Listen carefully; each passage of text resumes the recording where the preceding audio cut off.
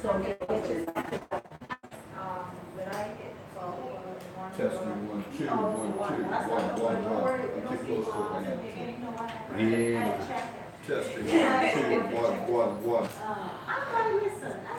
1 2 1 2 1. 1 2 1 2. Testing 1 2. Like, do me a favor when you get a chance, Brian. Check that level.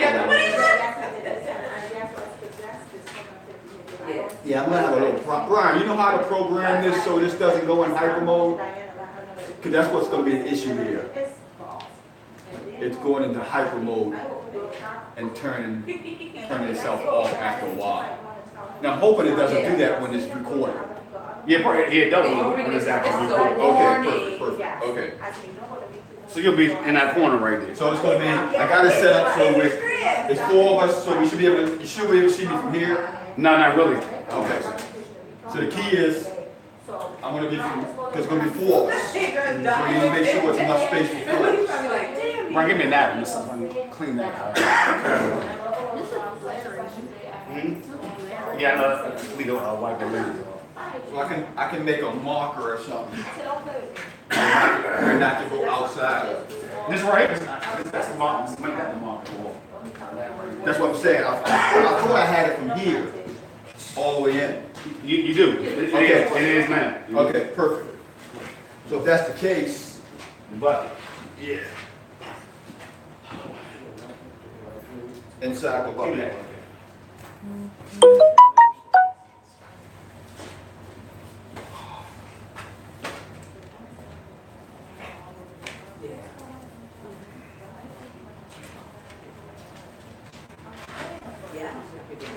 yeah, much better.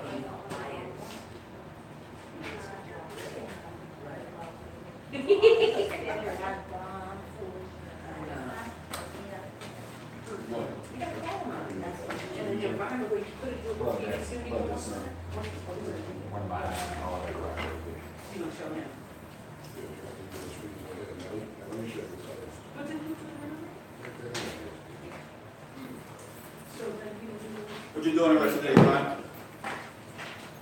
What's going on? We're going to that barbecue thing in DC. Come on, what is that, on U Street? No, it's off of Pennsylvania Avenue. Yeah, point coming there.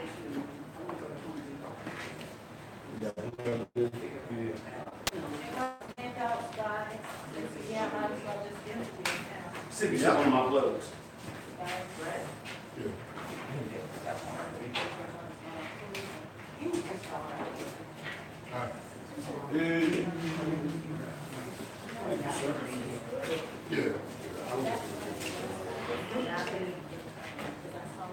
Let's say that. Let's pray that this right here, Mark. Not unusual, big one.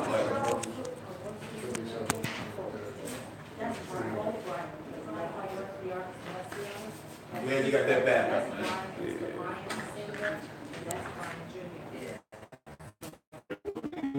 Like take all that stuff that's right there, put it in the corner.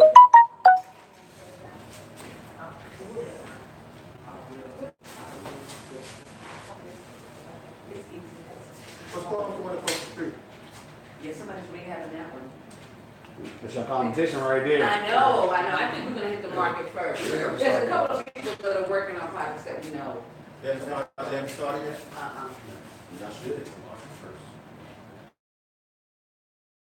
All depending on what they want to do. Yeah, some people just might just go in there and slap some paint around. Don't say that. The one on the block that is just an as-is they had on the market for a while. Then they got that 2.5. I ain't gonna say I It's just not rehab. Huh? like I just sold mine around the corner last Thursday. It's How much? $324. You know, Chris said he sold 3. Yeah. Yeah. And they was only, $123. they was only in the market for a week. Yeah. So that's good news. Did I give you guys a section info? That's what you got? I forgot he has it, so it's on here. Thank you. Mm-hmm.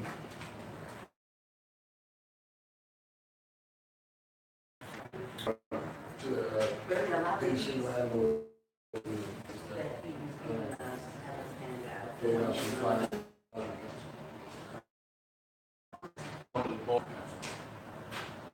do they have monthly meetings as well? They So that's what have, we they have them, Oh, they'll notify us, or have a landlord advisory meeting. So, Gotcha. it's not a set schedule.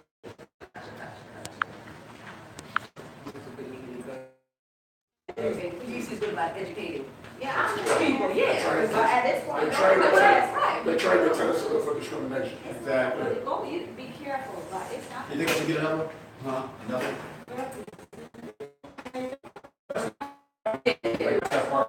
Yeah, you go online, you can Google anything. So what kind of meeting? How long were you on the market? I was on for 4 minutes, I had a basement. Okay. Do you have a basement? I didn't have a basement. Oh, okay. It was one level around. Oh, okay. But this area. What's the minute though? A couple of months. Couple, 4 months? Okay. Exam, everybody wanted the basement, I had a square foot of it. Like, who in the basement? Yeah. It's a one level round. Y'all is a small basement, but. No. But it's sold. Yeah. Yeah, it will sell, it will sell. Yes, I'm like, yeah, I'm like, We just don't want the yeah. rolling costs. I'm just trying to get like 350. No, we don't have the square footage for that. We need 10. No, you can get that easy. I'm like, mine's right around the corner. It's small. Who's yours? How much square footage? You can pull up, what is it, like 1,200 or something like that. How many bedrooms? 4 bedrooms, 2 baths. This is a three bedrooms, This is 2 three, bedrooms. two. So we don't, Yeah. I mean, we probably won't list at 310. No, you can get 324, 340. I'm about to say, don't go like I said. I would do 335. But you don't want to lower it, right? Hey, I like what you said. I mean, if we get over ask, that's better, right? But you don't want to lower the price, right? You can start a bit more, you can say that, you break it a bit more. If you want to, if you want to try to get the bid more, I would go at about a measure. Okay. You just Google. Yeah. We just want to finish this with the speakers and between the ones up here. Yeah, I'm saying, yeah. I know. The electrician did too many, so we're gonna. I know. Yes, I'm also on. So we paid for it, right? But we gonna do it. So what type of research lights you looking You know those flush out? Yeah. With the LED lamps that I guess they're Them ones that do something wrong. nice. He said they're cheap and they're flush, but he put too many. Yeah, the lights are brighter than, He said he's gonna do a dimmer, but he put too many lights. Too many. Oh, I'm just looking up. Looks like an auditorium. It's too many, it's like 22. it should look like around, like 6 or 4. Yeah, so The like, flush mount lights are real bright, he took up too I many. agree with you on the 6. but it's 9. No, I mean, It's like, it's It's 22 10, on the it's 10 first. right here, 12 over there. It's too many. It's 10 right here, 10 right here. unless you use, the only way I say you use like, it's like some other little small flush mount ones, Yeah. and the lights ain't, they ain't Well, I bright. think that's what he's using. Yeah, there's one. I thought we said we wanted to give him, it's too many. It's Looks like an auditorium. It's good. There's Christmas in here. But are those all like, Well, Yeah, that's not. yeah. this is gonna be the demo, right? Yeah. Okay, okay. But still, it I looks, know. it still looks too much. Yeah, the electrician did a little overkill, so we're gonna close some of these out. It's like 22. I know, we were small. But that's how they do it, like, 22, too many. he has a thing with 3-way switch. I know, it's gonna be lit. Just like from over Whatever there. Bob said, right, it's gonna be lit. It's gonna be lit, literally. So we're gonna have a speaker right here with music, and then we're gonna have one in the bathroom. Because I've seen that too, like 6 and then in between speaker mount, speaker mount. Yeah. You kind of 24, oh my God, I don't like your number. 22 is 55, 10, way too 10. much. It's really a good one, many in here. So maybe like every other one. Yeah, it's too many. Take that one off and leave this. It's too many. Hey, You sorry. came up with 2 more than I did. This is all Brian. 324. 3, 5, 8, 9, 10. Yeah, I'm talking about houses that have a great view. You know, like, really tight, So you did custom cabinets? Yeah, oh, yeah. Ooh, I like that tower. He's got USB. Yeah, you up here. Ooh, that's nice, that's nice stone. Just got a USB on it. No, that's not, it's USB. It looks like something that, you That's know. just a regular. Look at that. That's sweet. Oh, that's Sleep. really That means like natural state, one like a black snake dog. Oh, that's really pretty. Is there like a, Yeah. World Farms. Is it a different one, you know? Oh, Oh, yeah, it's one like I can't say it. But right back in there, yeah. That's black snake dog. Oh, okay. Yeah, we know it. We need to get that site in the master. yeah, no, that is nice, because it's so We small. need to get that to me. Yeah. I've seen it. I'm still in the idea. I don't use my, I gotta do it. I gotta do it. We were thinking about herringbone or something. Yeah, that's nice. And what you do on the floor? Because we got concrete, we can't even do hardwood in here. It's called glue down hardwood. Yeah. Good. You look like, you know, pantry in here. We're up the scale, so pantry, and just actually cement out this, and you go down there and walls. I think somebody have to get a laminate or something. Live. I don't want a laminate. I like this stone. what's the Yeah, after yeah. rehab, what did they do with their floors? It looks like hardwood or hardwood. That's the concrete, this, right Yeah, there. this is a concrete, Right this is here. so, this is really nice. That's one of this done here, so. That's shined up.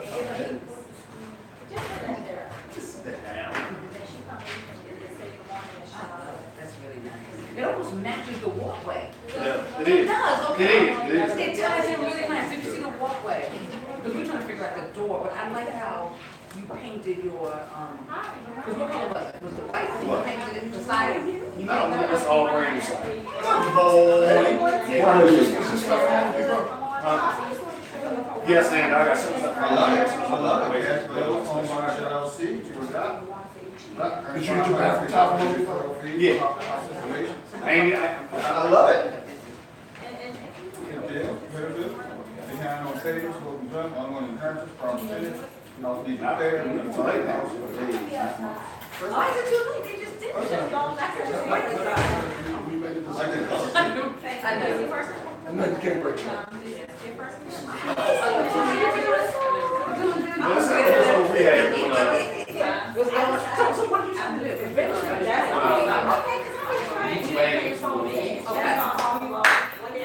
But this got a garage yard. Huh? Yeah, real. It's 2 blocks. Yeah.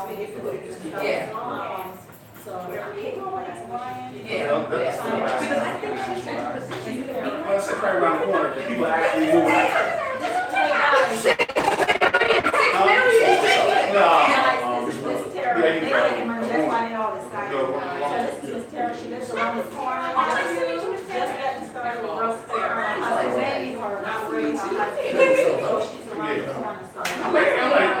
This was right so quicker, but we ain't gonna fix that. People like, love y'all, love everybody. Somebody's working on it, I think she's a man. You got 324? Because there was a Delta out there. Doesn't matter, it's square footage. What's the square footage? 335. You wanna get a bid award? Like this right here, it's the same neighborhood, but it's crazy about the block. That's the rest of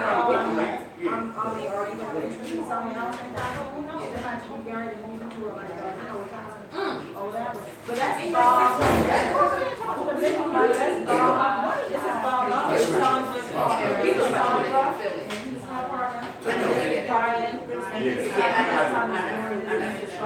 she lives around the corner, this Miss Tara, and she's trying to, she's getting her husband now. And that's Charles Ware outside. I know. And that's Laura Junior, that's Charles. Yeah, I know, right, so. Yeah, these folks, these nice folks, they just came in. Yeah, girl, look,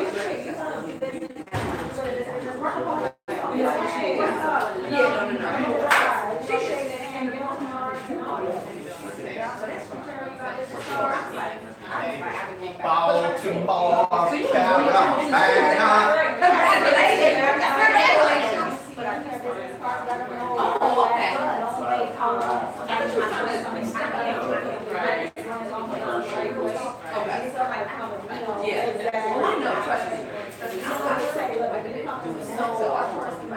That's what they say. Right?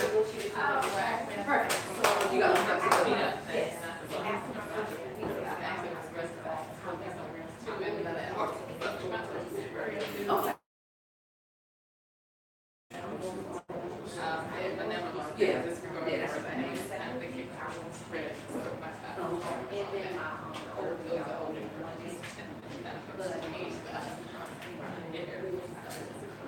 Yes. Yeah. You got to have size. You got to have size. Hi, good morning, sir. Good morning.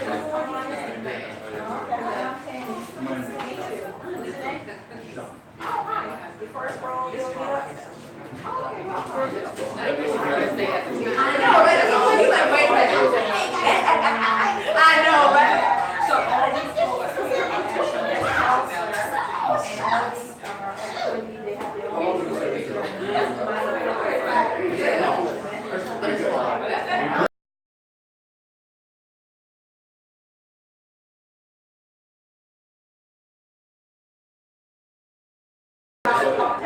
That's I just get it there.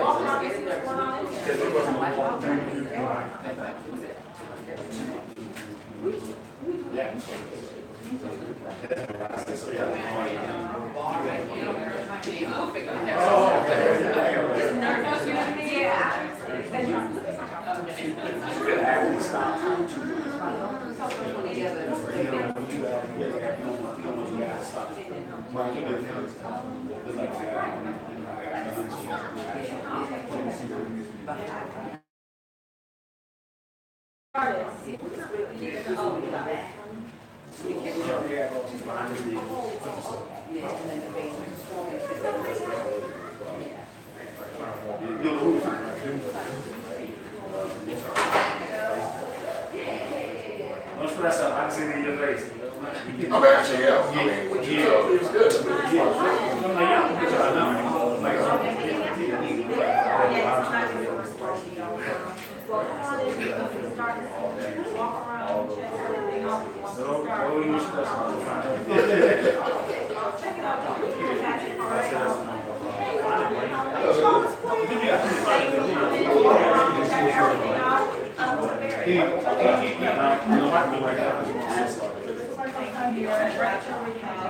Just walk around, take a look, who's talking this in.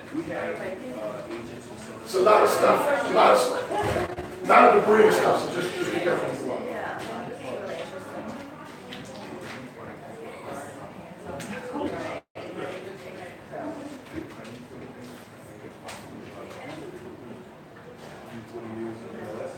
So what did you say you were? I love Brian. He just seems so, now, you know, you see, you know, by now, That's the reflection of mother's back. But I actually feel a reflection of his father and how respectful he is and stuff like that, especially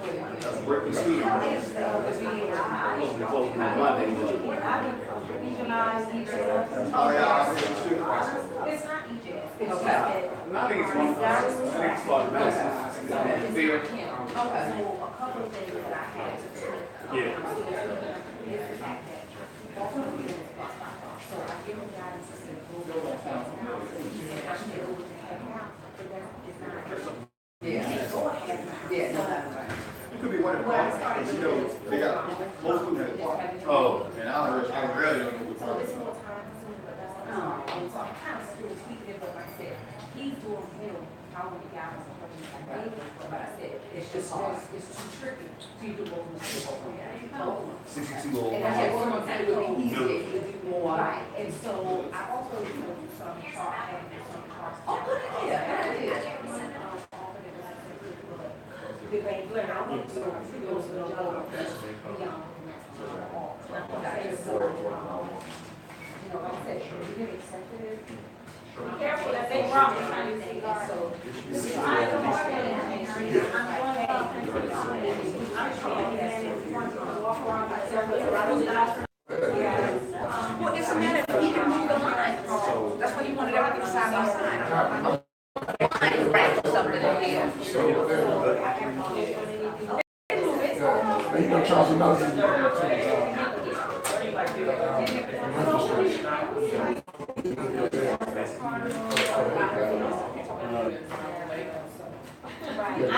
Where your stove will be at?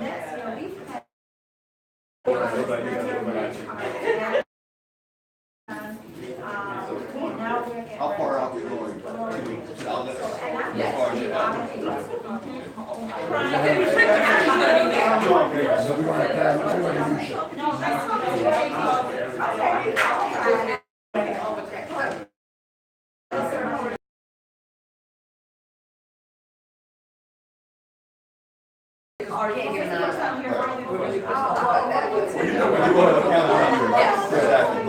So the seats on the other side, that's look nice. Right, Look right, nice.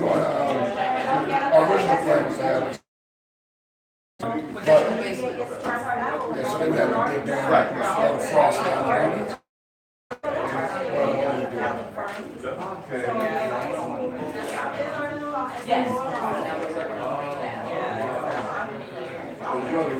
Yeah, yeah. Right.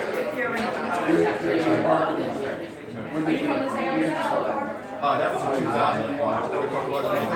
That's when I wrote the whole line in 2001. That was my study. And first I was like everybody else.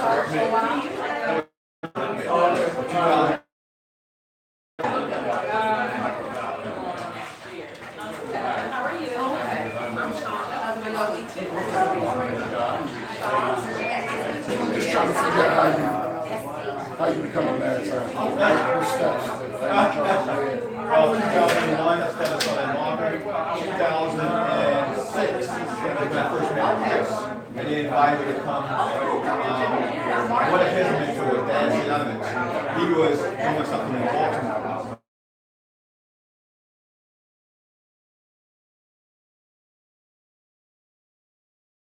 So he asked me to come to Tampa to school. And that's when I first time I spoke in front of him. And after that one, exactly. It's only online marketing started with me in 2006. 2006, that's when you heard me speak. So I've already been very blessed on online marketing. And then the recognition, the name, the Mad Scientist came in 2006 when I was invited to speak at the People Conference. And that's when the person gave me the name, the Mad Scientist. Chris was the one that was one of the presenters at the People Conference. That's how I met Chris and everybody else.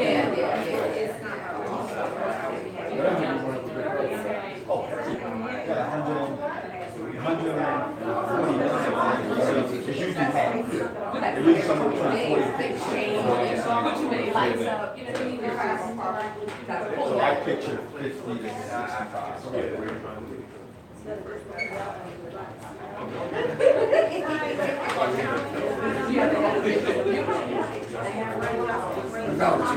Yep. Now it's coming. Did you give Kenneth a time to come?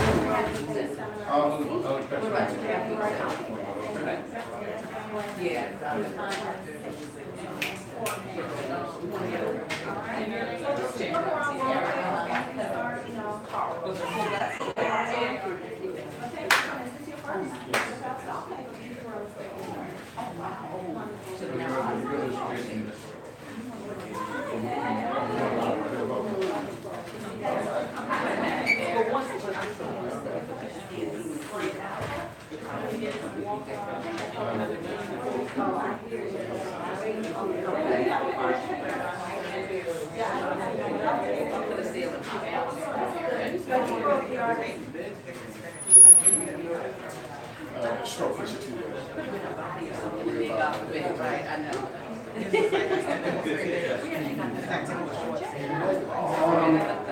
depends on what this is. It depends on what. So this wasn't a great public tax, so it shouldn't be as much. I think the gentleman issue we had was with we're not as wrong. This big, you got the whole stuff.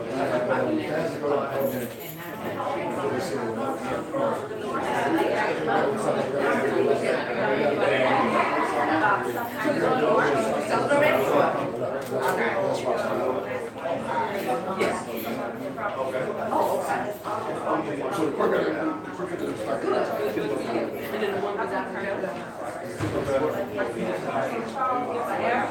The county comes to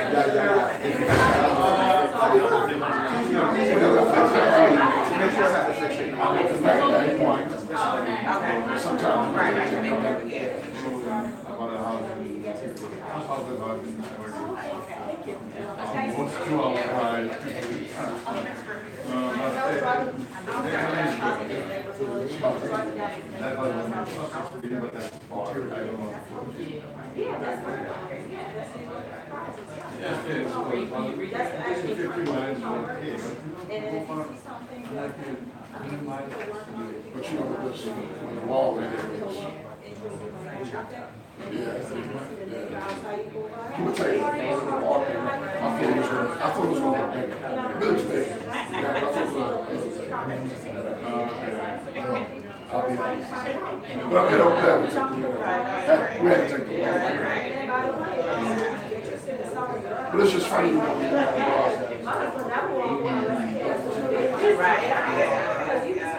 one for the pictures of it.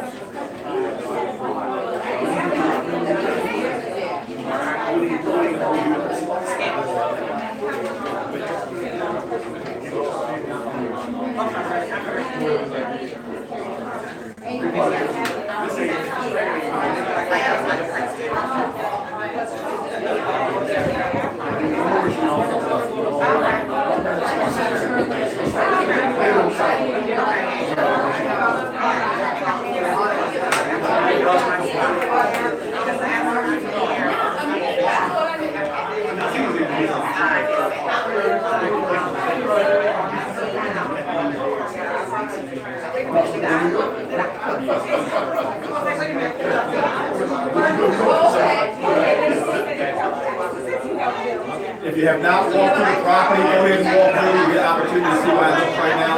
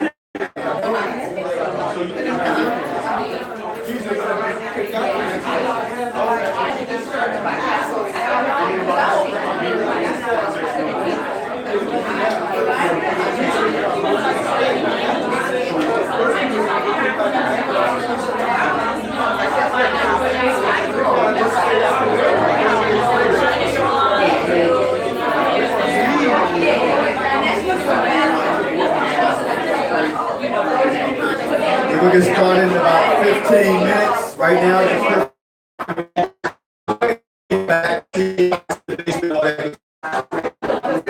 15 minutes, we'll be starting.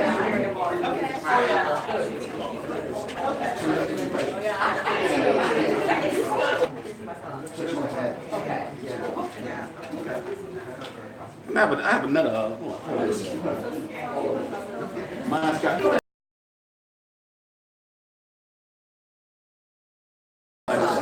Hold on one second. I got like 3 of myself. Like 2 of them got live leak, one of them done. Yeah, use mine. Because mine's got live leak. And just name it short real deal meetup, short sale, flip, and rehab event.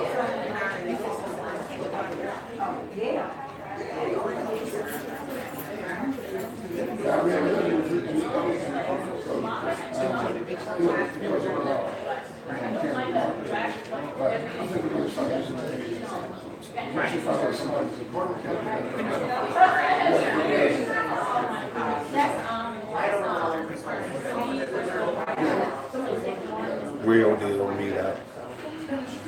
Yep, it's gonna be real deal meetup, short sale, rehab, and flip event. Rehab. Fix and flip.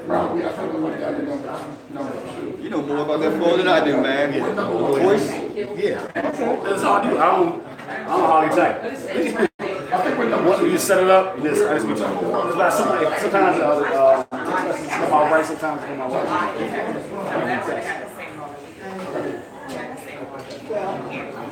Stranger.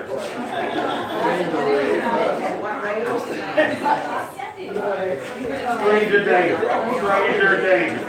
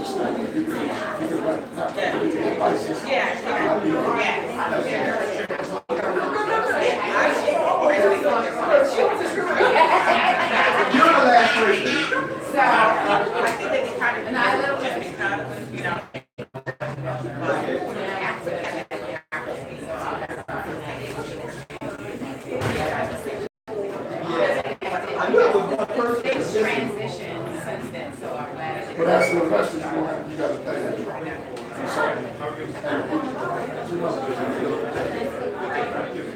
You're not trying to cut nobody up.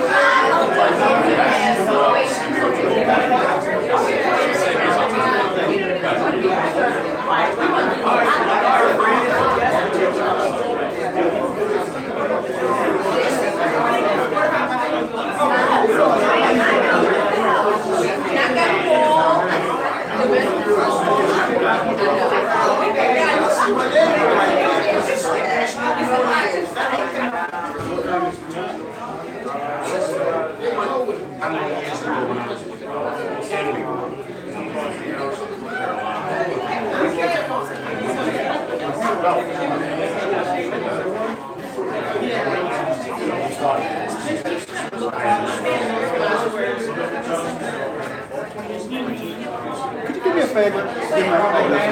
Keep doing it Facebook, right?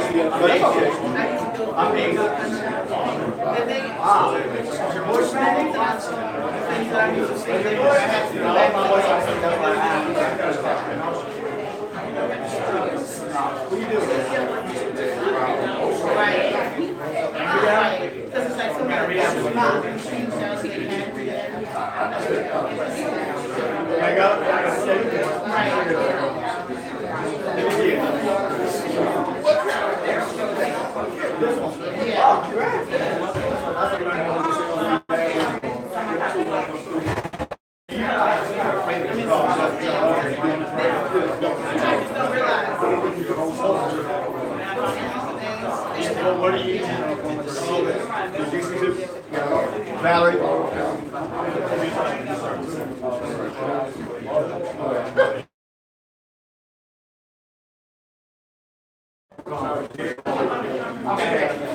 guys. Grace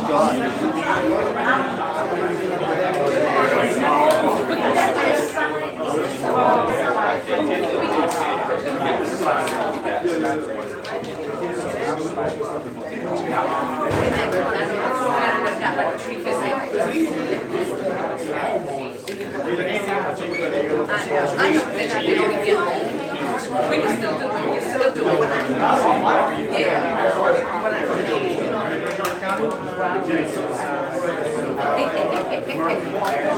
Yeah. But at the same time, it's like a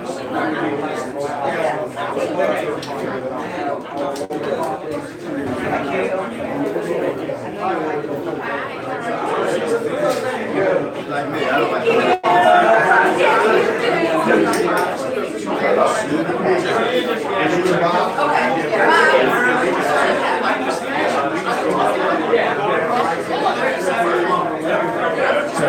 Hey, how everybody doing today? We're gonna go ahead and get started.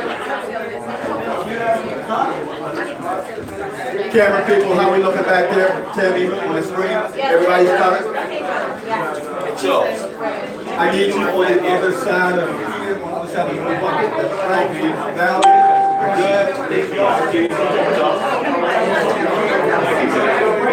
Yeah, hand them out right now. Everybody else hand them out. Okay, if you have not gotten a handout, raise your hand. We got a short sale handout going out right now. If you haven't got it, raise your hand.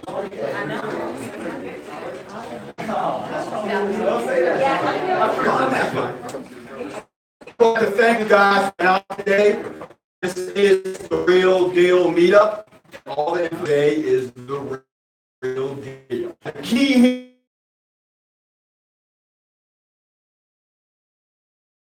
here, it's basically a process where we're going to take you how this property came to be, to the point of the short sale, to the point of the all the important parties involved. So we'll be introducing those individuals in a minute or so. But first and foremost, I want to introduce one of our main sponsors. Is that about the company? Yes. And also tax preparation. Give us a call. I actually distributed some literature a little while ago. If y'all don't have the literature, hand it out, come and see. Again, I was a fair employee. We're a full-service wealth building CPA finance firm in Beltsville. The various company is fantastic, guys. We use them. Brittany uses them for their taxes and everything. So if you're looking for a good CPA for real estate investing, the various company is fantastic. Now, this event is all about you. It's all about your questions. It's all about giving you guys all the details and information you need. That the best thing you can do when you have a 2-hour window to do so. So like I was mentioning earlier, it's all about your questions. We have all the key parties involved, and we're going to actually introduce everybody one at a time. The first person is Sandra. Introduce who you are. Hi, I'm Sandra Rollins. My partner, Bob Stroud, and I, this is our property that we're working on. Okay, and the contractor involved with this? My name is Kenneth Bryan with Catapult and Change. I am a contractor, wholesaler, and rehab. I'm actually doing this project right now. Okay. Bob, introduce yourself. I'm Bob Stroud. I'm partners with Sandra Rollins, and we're working on this property. You got a mic already. I'm Val. Desire to give you guys quality information for free 99. No strings, no attachments, nothing attached to it. We want you guys to get the information you need to be successful, and we hope that these environments, these on-site tours is a great way to do it. Now, the reason why we call this one the short sale, rehab, and flip tour is because this property is actually based on those 3 principles: short sale and flipping. That doesn't mean that the conversation today has to be held on that. I want you guys to ask questions about every aspect of the prospect. What's good marketing strategies? First and foremost, the first thing I want you guys to do is to please put those cell phones on vibrate. If the cell phones go off, you have to stand up and sing "I'm a Little Teapot." So, put the cell phones on vibrate. Excuse me, let me put mine. I know, right? I'm trying to tell you. I was talking to you personally. So. I'm telling you, put this on. All right, we can. Okay. See, I love Valerie, but Valerie's a little technically challenged. Yeah, I am. Akil is the technophobe, so just let that be known. Now, first of all, I want to thank my wife for putting up with me for these last 2.5 years, Tammy. And I want to thank my son, who was introducing you guys into coming in, so thank you, Theodis. Now, what you have in your hands is a couple of handouts.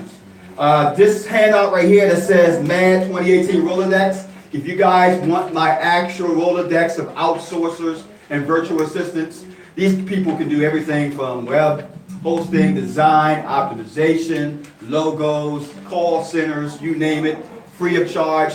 Just follow the information on this handout and you'll get that. Secondarily, we have another one, and this one is, where is it? The playbook, the 100K playbook. That has all of the documents I use in my business, contracts, scripts, email campaigns, marketing stuff. My actual business plan goes from the point of creating a business to the point of presenting it to a bank. I mean, contractor documents, the whole 9 yards. That's the 100K playbook. So take that in mind. That's free of charge for you guys. Thank you for coming in. And last, but actually 2 more things. We have the actual Real Deal Meetup cruise coming up. And the cruise will be held on January the 19th to the 26th. It's going to be going to 4 fantastic port of calls. How many guys in the room already going to the cruise? Raise your hand if you're going. Okay, so we're going to be going to Puerto Rico, Turks and Caicos, Dominican Republic, and St. Thomas. And we're gonna be leaving out of Miami. So before Miami, we usually rent a place and we have a big party there before the cruise in Miami Beach. But there's one thing you have to understand about this cruise. What happens on the cruise, stay on the cruise. Last year, there was an issue with brownies, and that's all I want to say. So, keep that in mind.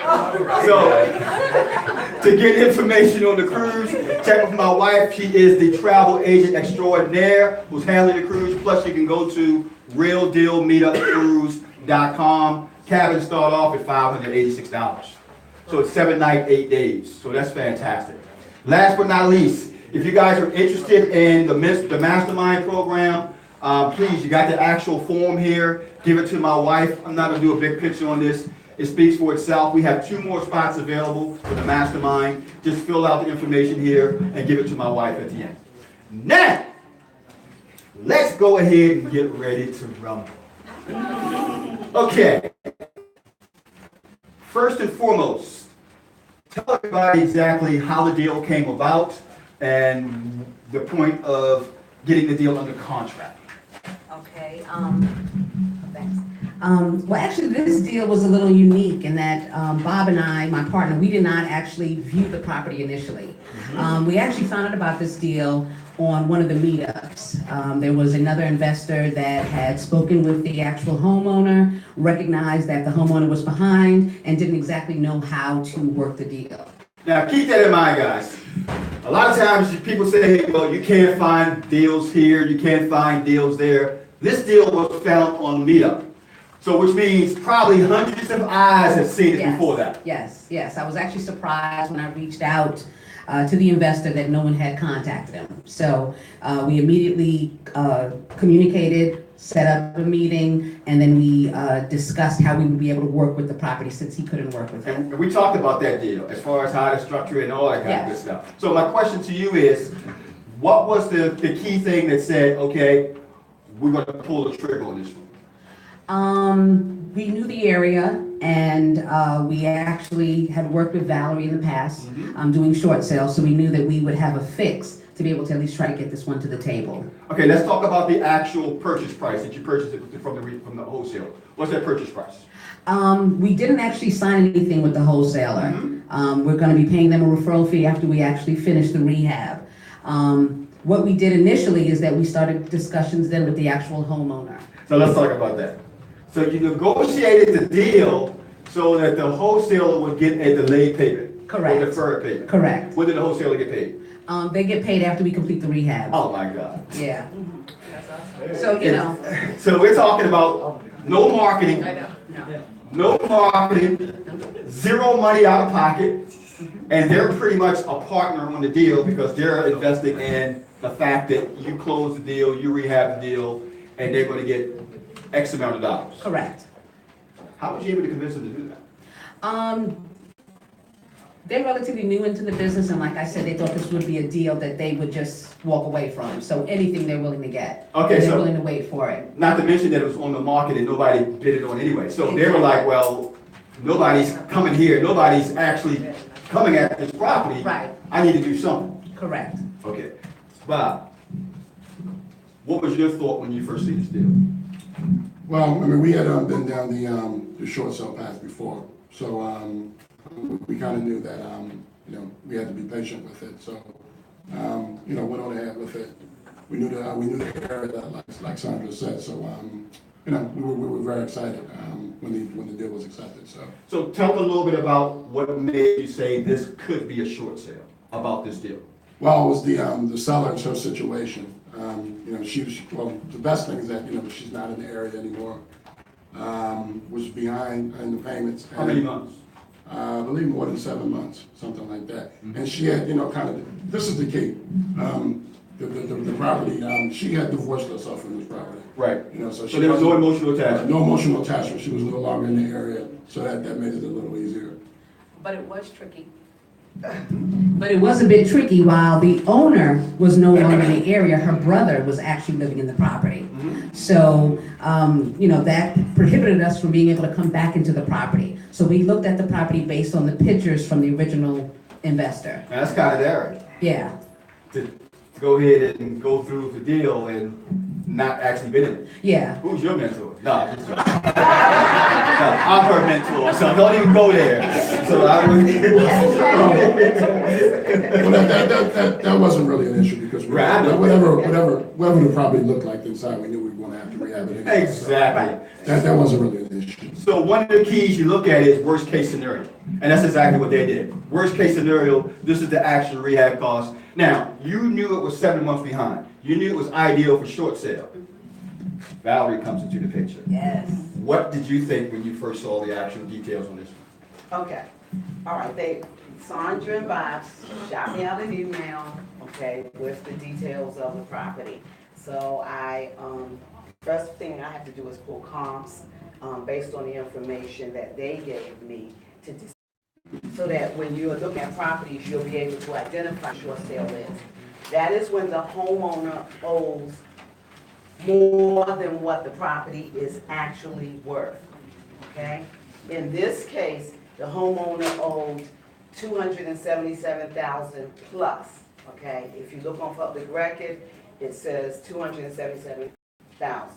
But that did not include back payments, arrears, okay? Actually, they were, once the agent got involved and talked to the homeowner, they actually were more than a year behind. There, I go through and do a detailed walkthrough. It took us, about 45 minutes to an hour? Yeah, a little bit longer than that. And when I was done, this is what I was asked. When can I get a quote from you? So I have it over to you today. As soon as I hit submit. Matter of fact, I think I said, hold your Yeah, breath. just before we I left. said, hold your breath for a minute and check your email. So before we left, I had an estimate together, so. Let's stop a second. That's key, guys. The key to you getting deals is first come, first served. Because you can be beat out of deals and so on. So when you find a contractor that gives you that type of service on demand, that's a valuable asset. Extremely valuable asset. Go ahead. And not only that, guys, the thing is, opportunity is given to those that take action. Yes. Execution is everything. So what we did after that, we put together an estimate, then we went to Home Depot, me and Bob, and we walked through there, and I used app through Home Depot to scan the actual materials that we're gonna be using, so I can put together a detailed material quote as well. Now, keep in mind, there's no project out here that's perfect. If you think it's perfect, then I don't know what to tell you, because it is not. I have done 33 projects in the last 3 years, and not one of them went as planned. It's how you deal with those issues and come up with a solution moving forward. Well, perfection is found in books. I'll tell you that right now. All the gurus that tell you how to do the perfect deal and so on. There is no such thing as a perfect deal. Hundreds of deals I've done. And there's no such thing as a perfect deal. So keep that in mind. Give us a sense of, Valerie, when this short sale came to be, what is that process like in your office when someone calls up and say, we have an opportunity for a short sale? What happens next? Okay, first thing is, we're gonna evaluate that short sale and give you our suggestions and tell you what has to be done. Okay, when you send it to our office, normally from that point, we discuss it with you, we take it from there. Okay, you should be on looking for your next deal. That's key. Yes. Having somebody that is that well diverse in that strategy and strategies. And that's the key to our business. Our key to our business is systemization, automation. You do this, you do this, you do this, you do this. I manage what's happening. That's the key to your success. So when you have that cog and that wheel that can take over all your short sales process, it doesn't be better than that. Now optimize your business. I just made up a word. We know what you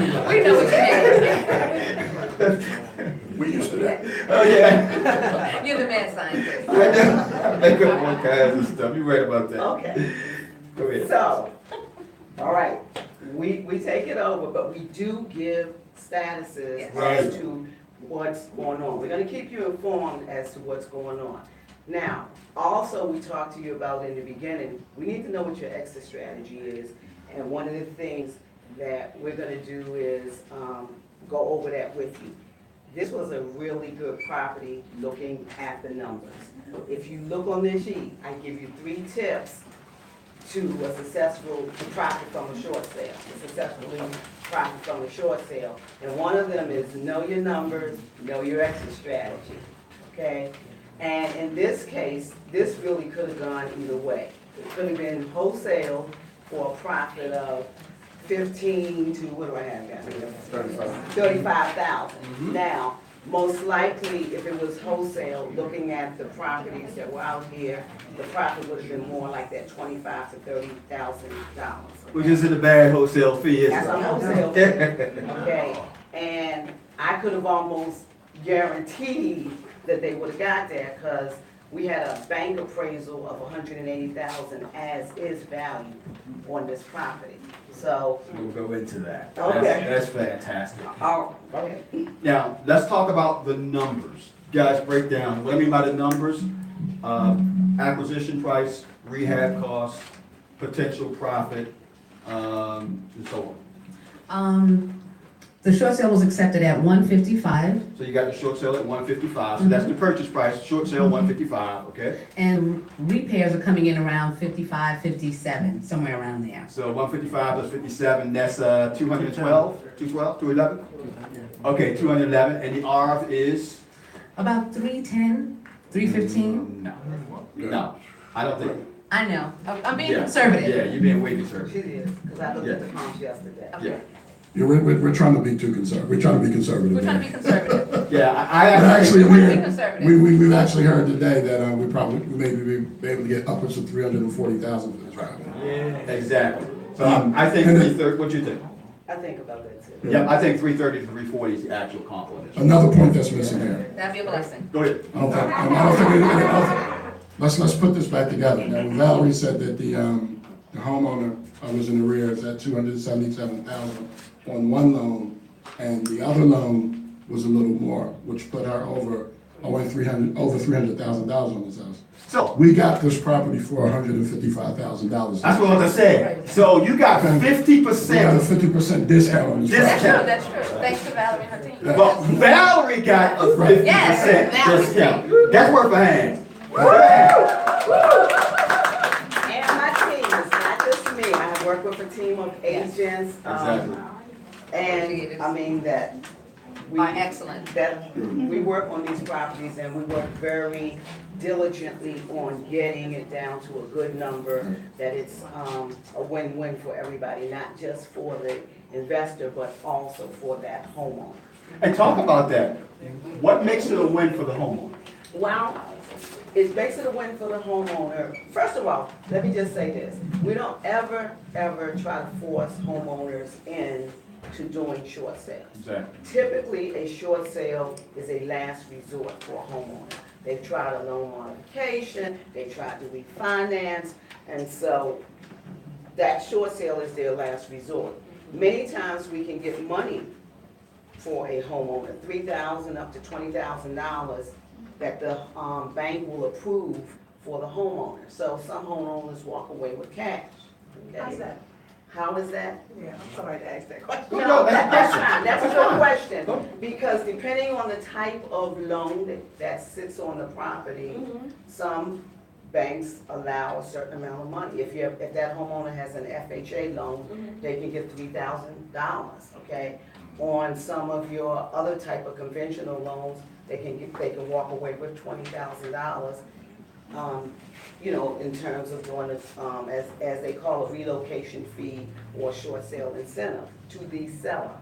That's a Okay? big deal, because they was gonna walk away with With nothing. nothing. They were gonna walk away with nothing. Make a So, foreclosure on their credit. right, so that's another advantage, not having that foreclosure on their credit.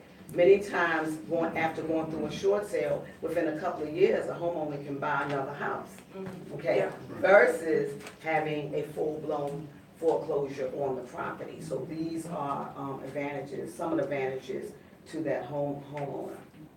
Excellent. Okay, so it's not just about us, okay, we wanna, try to put that homeowner in the best position, okay? we have to be sensitive to them because Right. many times they're losing their house. In this case, it was an absentee owner, but that the brother was living here and this was not that didn't seem to be a easy, process for him. That's one of the reasons they had problems getting in and out of this property, that it was very limited access to the property. But regardless of that, like Bob is saying, really it comes down to the numbers, Right. okay? And one of the things is, even though they couldn't get in initially, the agent was able to get in, okay? Because when they do the listing agreement, with those To the actual rehab time frame, what, from the time you started to the time this project will be completed, what are we looking at? I believe it's 63 days, but we're gonna get it done before that. I'm looking to get this thing done in the next 3 weeks. So, yeah, cabinet's coming, we're putting it forward throughout. And keep in mind, guys, as a contractor, like I told you, there hasn't been one project that went perfect. We've had some challenges already. We didn't expect to have concrete under here. Right. What I've discovered is that this window that was here has a beam going all the way across over here, which tells me that this used to be a garage. The house was originally built from that hallway back. That's why you have a half basement. So this used to be a small house. So if you look at this hole that's in there when you get a chance, don't be careful around there. You only have a 4-inch slab right here with dirt underneath. So there's always gonna be challenges. It's how we worked it out. It's how we come up with a solution. But trust me, there's a solution to everything. It's just people either shut down or they allow the negativity to get to them. You gotta stay positive and work through the process. Exactly. So, go ahead. I said, we're staying positive, and we've been blessed to obviously work with Valerie and her team on this particular project. I know there was a lot of back and forth again, because it was tenant occupied by the brother. There was a lot of issues that we had to deal with, but Valerie's responsive, her team is responsive, and it just made the process go smoothly. And we're pleased to be working with Kenneth. He's dealing with us, all of our questions, all of our issues, and we're getting through it. So we're looking forward to a successful rehab. But I think that the big takeaway from today should be the discount. You have to be patient with short sales. But if you're patient, you can get a substantial discount on this property. Like I said, I mean, this house, you know, had debt of over $300,000. And like I said, we got it for $155. That should be the takeaway from the day, the discount that you can get on the short sale. Bob, how long did it take you on the short sale? Great question. 7 months, maybe longer, 7 months. We've been dealing with this. So like I said, you gotta be patient. And like Valerie said, you know, give them the information and go on and do what you're doing for those 6 or 7 months. While this is going on in the background, you're still looking for other properties. And Valerie, touch a little bit about that, of how quickly they can be or how long they can go. Okay. This one took a little bit longer, okay, but all of them don't take 7 months. You sent one, with, Right. Clifford. His isn't, I mean, I don't even think his took 3 months, okay, and we already have his approval. So it really just depends. A lot of it's gonna depend on that homeowner, how cooperative they are, how quickly they get the documents into us. Also, if it's a first and a second, how many liens are on that property? Because all liens on a property have to be negotiated in order for it to close. Now, we had some issues with the short sale, which really, like I said, we don't even really get into all that with Bob and Sandra. That's our job to take care of that. For example, first and the second. First said, I'm not doing anything to the second, gives them signs off for it.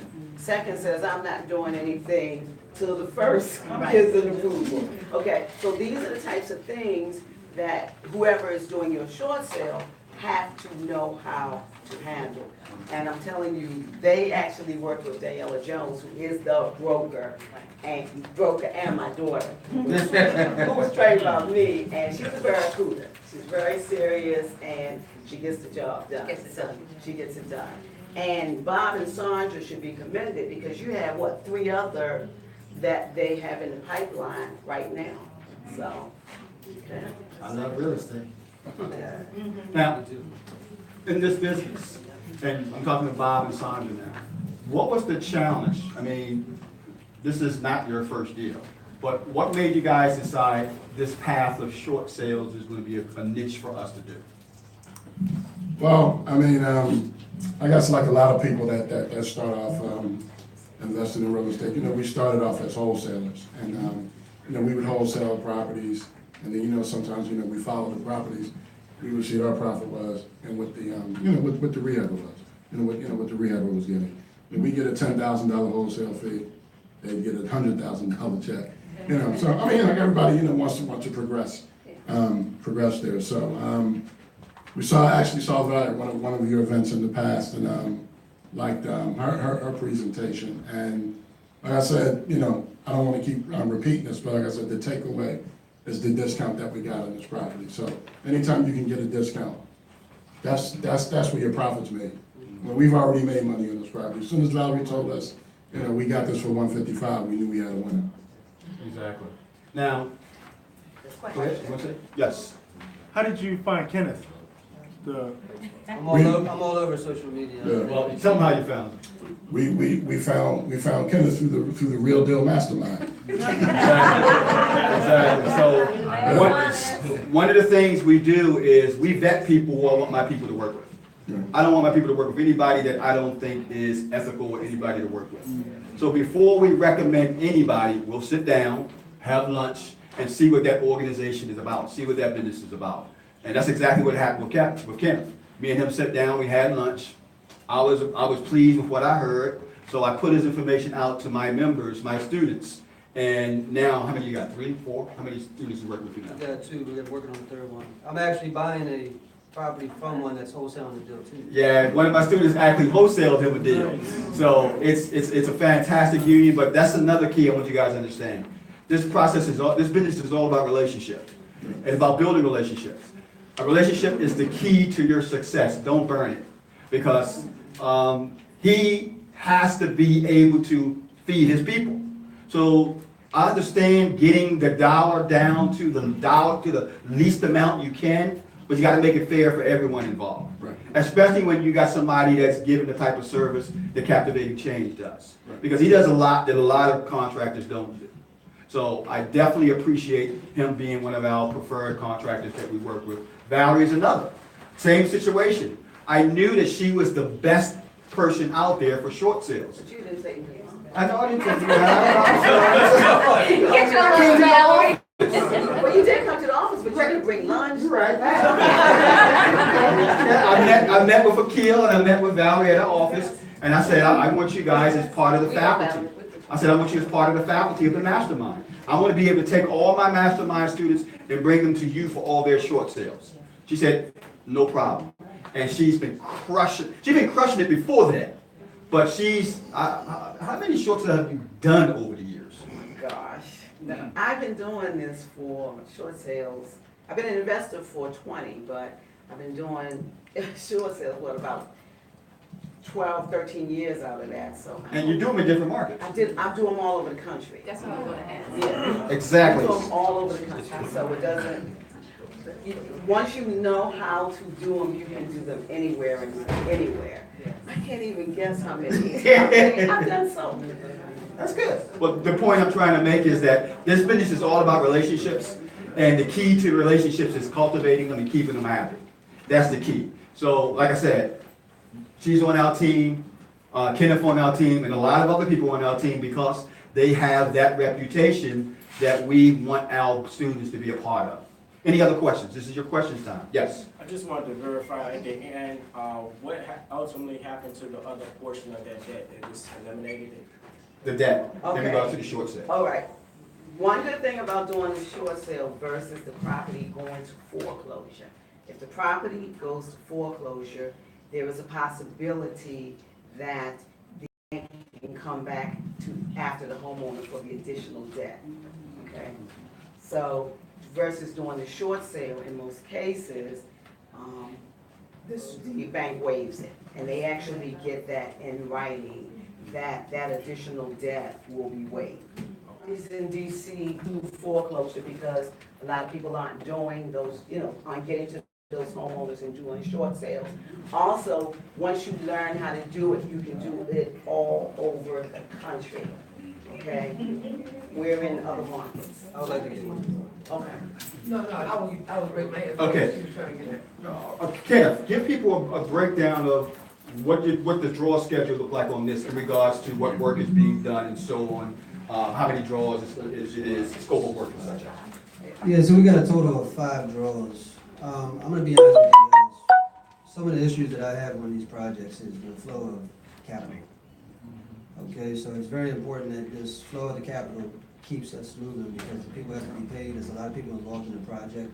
So it's a total of 5 draws. I actually prefer 3, but I can go as much as 5 to 6. It just slows us down a little bit, but actually with the lender they're using, it's going pretty smooth. So we've already been through 2 draws already. By the end of next week, we'll go to a 3rd.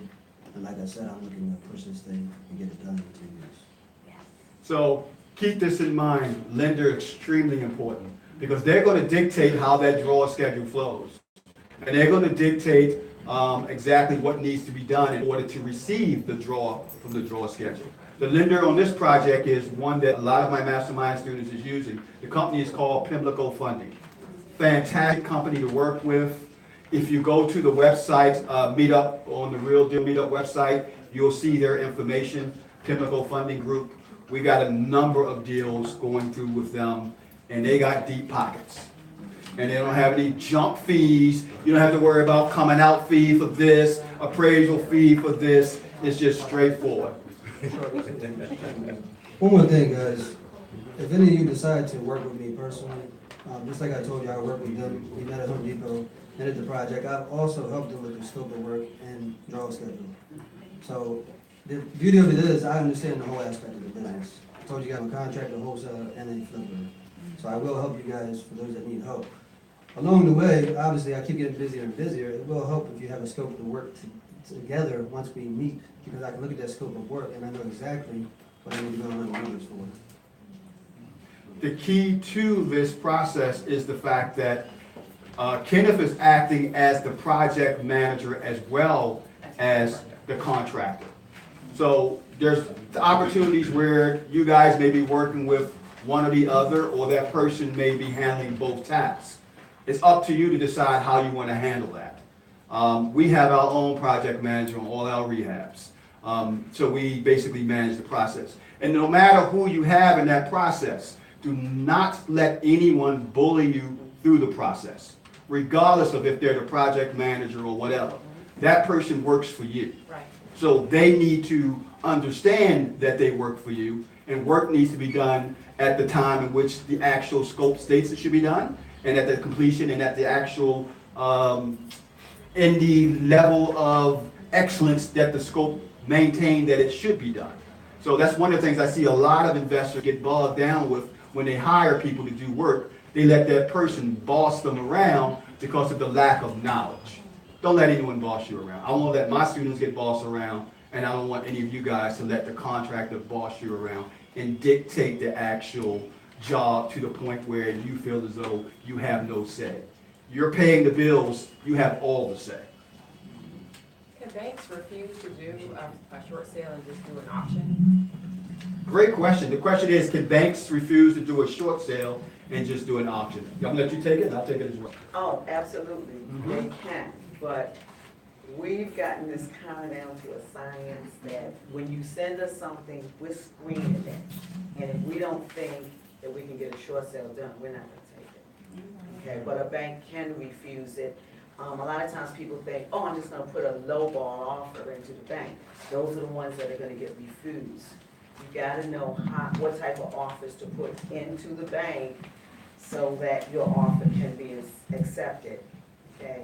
And how to package that, and also if your offer is not accepted, how to dispute it to get it accepted. Yeah, I know every situation is different, but give them some type of, this is a good example of what a good opportunity for short sale property looks like. What are those characteristics of a property that looks like it's a good candidate for a short sale? Okay, this property. Can I go with this? Go right ahead. Okay. Look, I wrote up this property, okay? And I really think this to me was an ideal short sale, okay? Textbook case.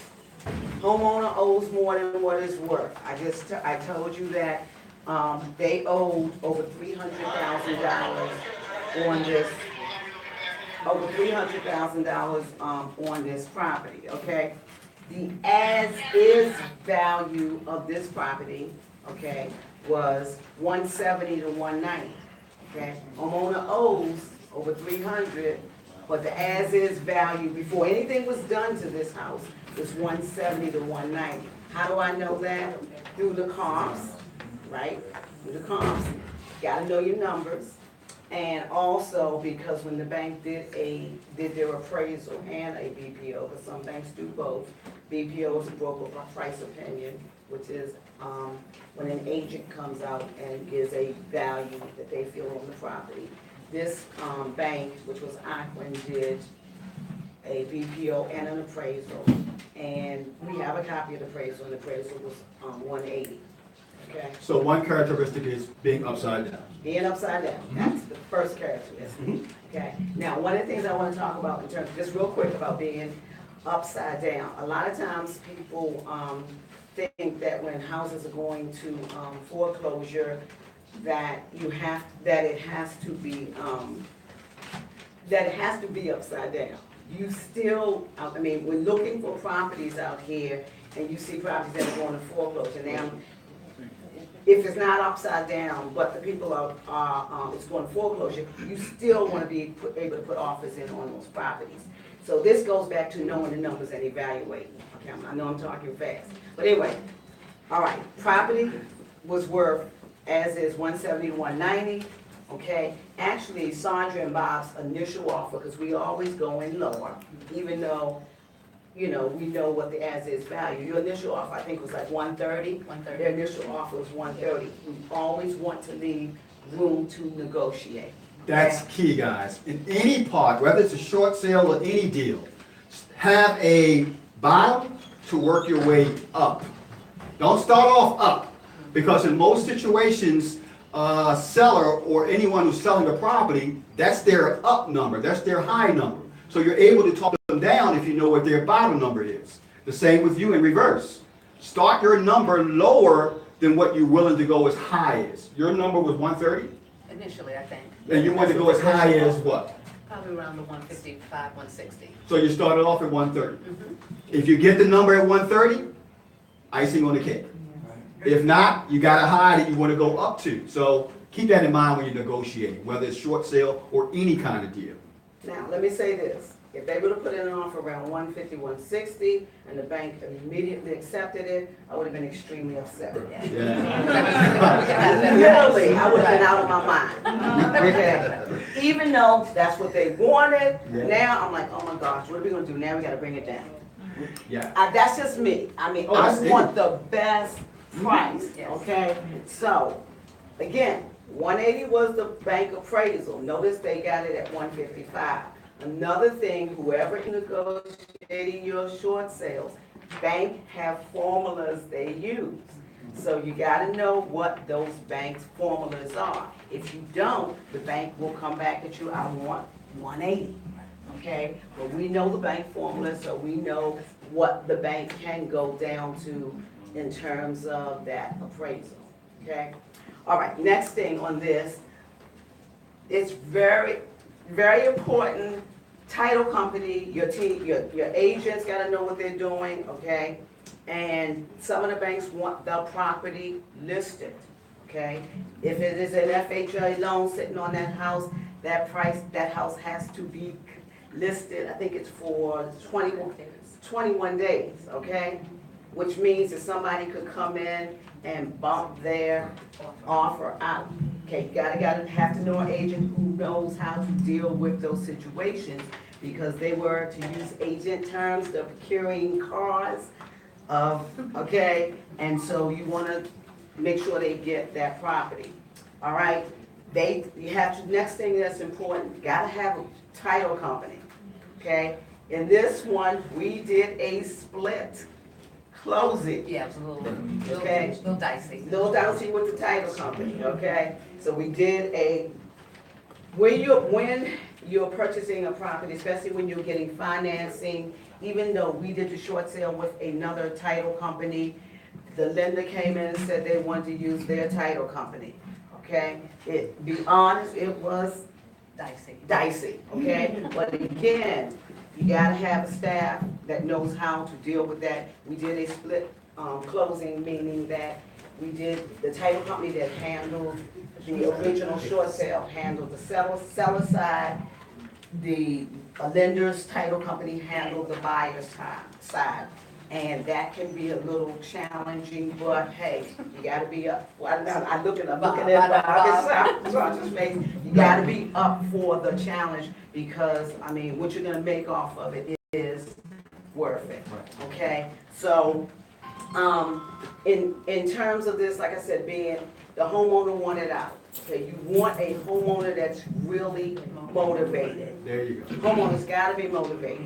You don't wanna go into a short sale trying to talk a homeowner into doing it, because if you do, most of the time, it doesn't work, okay? Homeowner has to be willing to present a lot of documents to the bank. A lot of documents. And so if you talk that homeowner into doing this short sale and they really don't want to do it, you're gonna lose them. They're not gonna be cooperative. And here's how you're gonna lose them. Because they're not gonna be willing to present all those documents, okay? They have to be really committed to doing this.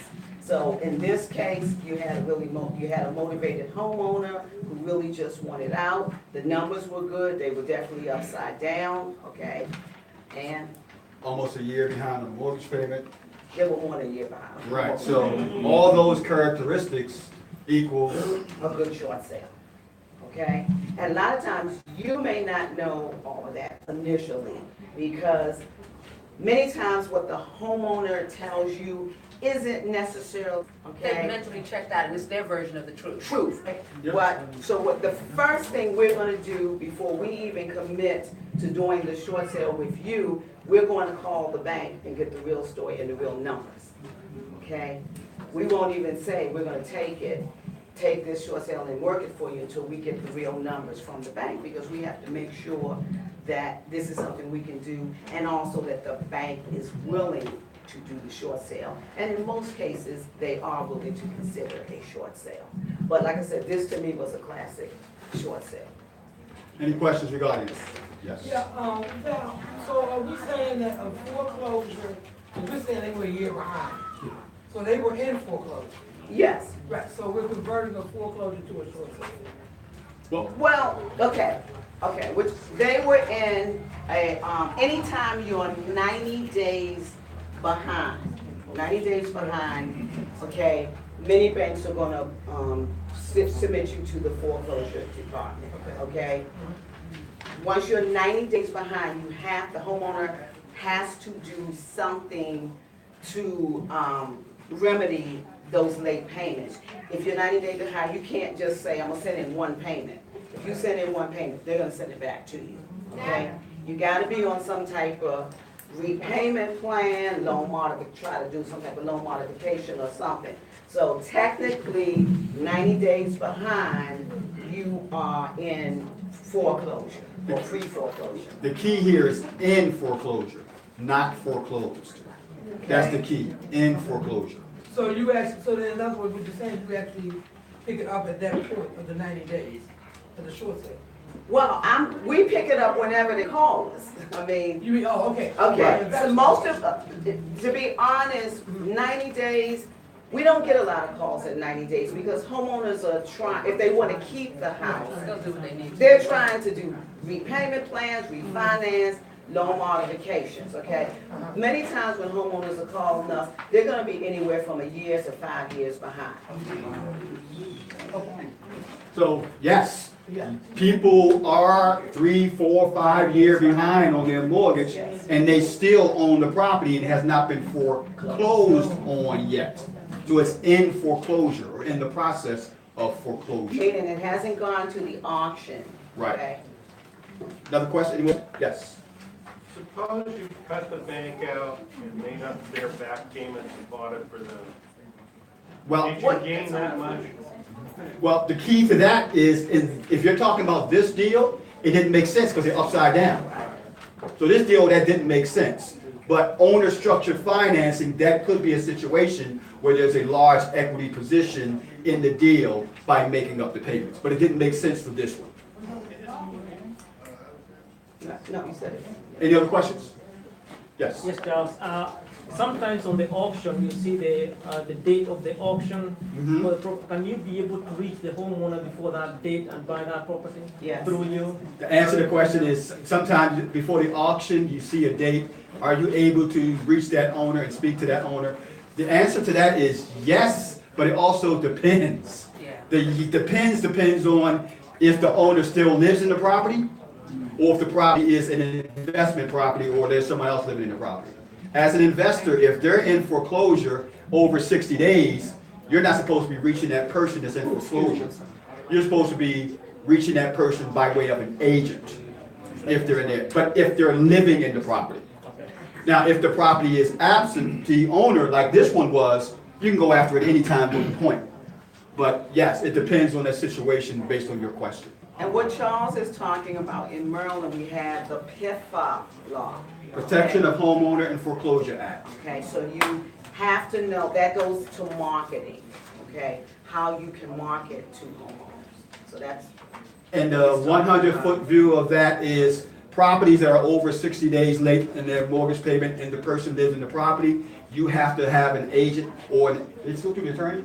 You can, agent or attorney, Yes. most likely it's the agent. Right, you have to have an agent as a go-between when the person is over 60 days late on their mortgage. Properties that are not over 60 days late in their mortgage, you can go after that property prior to the 60 days notice. The actual exception to that rule is properties that are vacant or properties that are investment properties, where the owner doesn't live in the property. The other exception to that rule is properties that are in tax sale. If a property is in tax sale going through foreclosure, you don't have to worry about the foreclosure law. We're talking about bank mortgage properties. I forgot, did you say in order for you guys to get the property, they were already so far behind? What was their incentive to sell it to you? Did you give them some money or something? Okay, as I said, okay. Everybody's situation is going to be different. A lot of times, homeowners don't want a foreclosure on their credit. Okay, it's better to have the short sale than a full-blown foreclosure on their credit. Okay, that foreclosure, I think, lasted like, what, 7 years?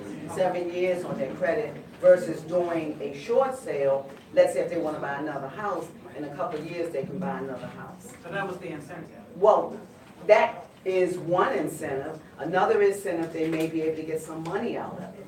The bank may allow them to get money. And if that's, but again, that money has to be approved by the bank. Okay. Barbara, Sandra, talk about as far as moving forward with opportunities and deals. What are you guys working on right now and stuff? Well, like Valerie had mentioned, we actually have 3 other short sales in the pipeline right now.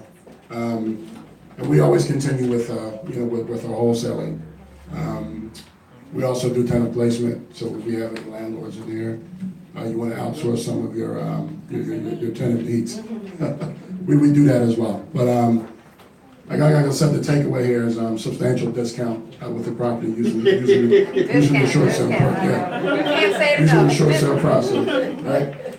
That's what we're here for, right? For deeply discounted properties, right? And actually, that's what it's all about. Actually, the short sale is probably one of the few strategies that you can get a substantial discount on. Right. I mean, you could do some negotiating of properties when they go to auction and so on and get a discount. But on a regular basis, I don't know of any other strategy out there where you can get a substantial discount from the bank as part of that major strategy of choice. Right. I think we had a question over here. Right. It sounded like you was using some kind of funding, right? Because you talked about the draw. The other deals are funded too? The other short sales that you're working on, are those gonna be a funded deal as well, or you don't know yet? We're not there. We're not there yet. I mean, it's always better to use private money, but that's just a way to to get cash. I mean, we're not exactly sure how we're going to fund those deals yet. I mean, there will be funding. I mean, preferably it'll be. I mean, it's always better. Like I said, it's always better to use private money. Okay. can I say something about short sale? Okay, for those of you who are wholesalers, okay, and even on this deal, how much money did y'all put down on this deal? I'm talking about for your contract and all of that, when you submitted the contract. Oh, nothing. Okay, Zero out of pocket. all right, this is a no money down deal. Most of our short sales are zero money down. Now, I'm gonna clarify that, okay? All right. Again, it depends on who the agent you're working with. If you're getting them off of the MLS, I'm gonna give you a little tip. For those of you who are getting short sales off the MLS, and you want it to be, don't wanna put money down right away, okay? Then, there's what's called the short sale addendum.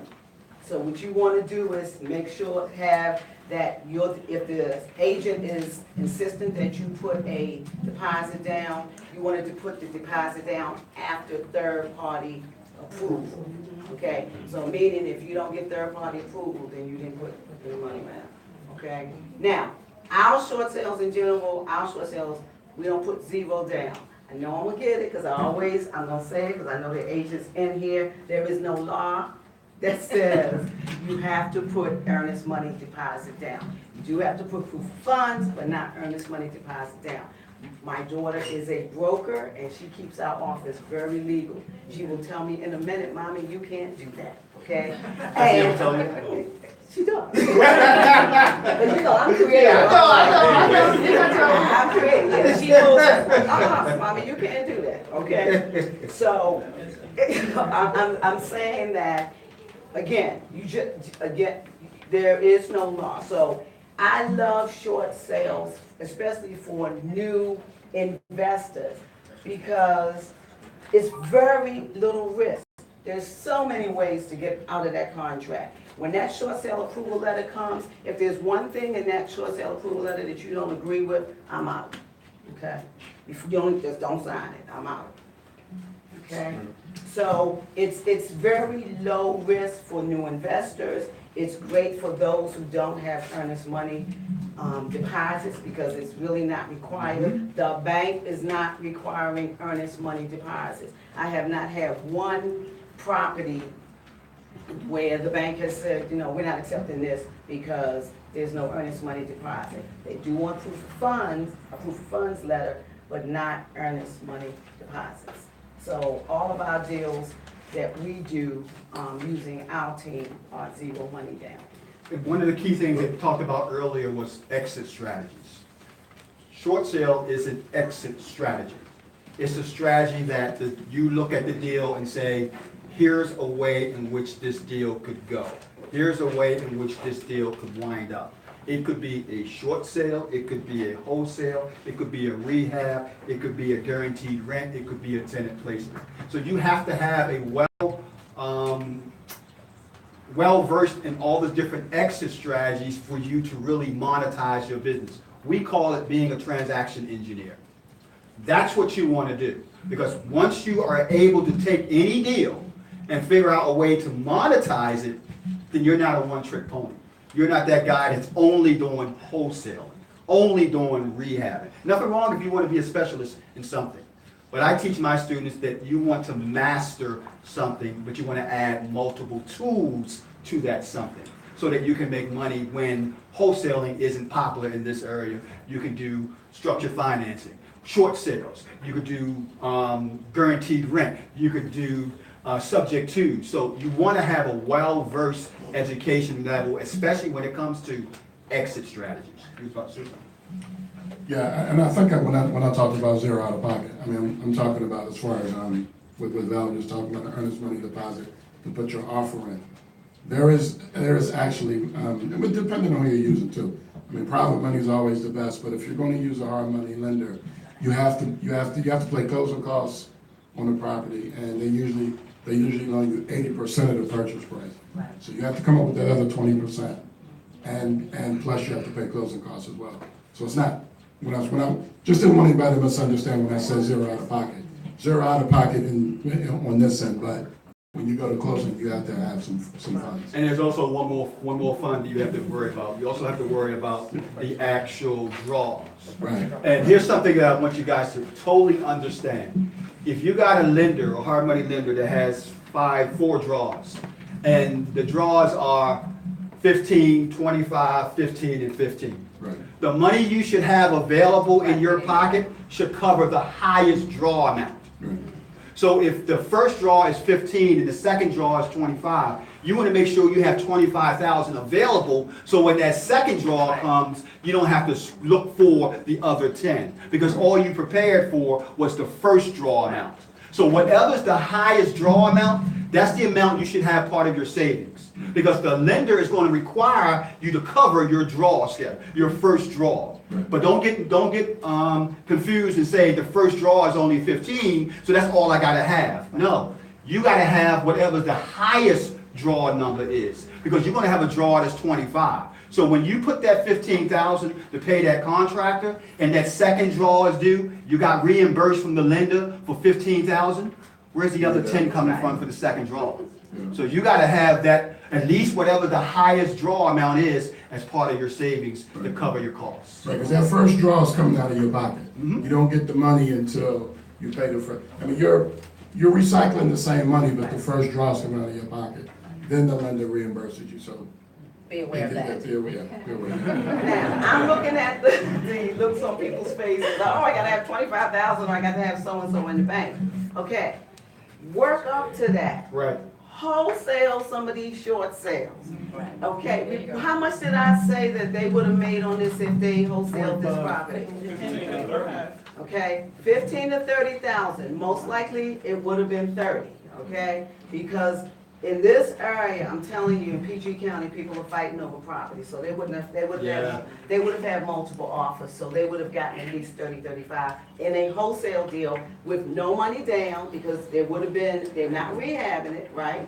Okay, so it would have been no money down, because they didn't have to put anything up on the contract, and they would have wholesaled it. Then move to your, for those of you who don't have that money in the bank now, then move to your rehabbing. Bob and Sandra I've known for a while. They didn't start out rehabbing. They start out wholesaling. So don't think you can't do this. You still can do short sales. Exactly. As a matter of fact, Bob and Sandra is wholesaling in Philadelphia and Maryland. So they're in 2 different markets. So Kevin, you want to say something? I just wanted to say something, guys. So you said 20 to 25,000 to start out the deal, right? As I told you guys, I do wholesaling and I do rehabbing. I don't even use the 20 to 25,000. You can get what's called gap funds. You know, other investors say, for example, I offer my investors 12% on their money. Yeah.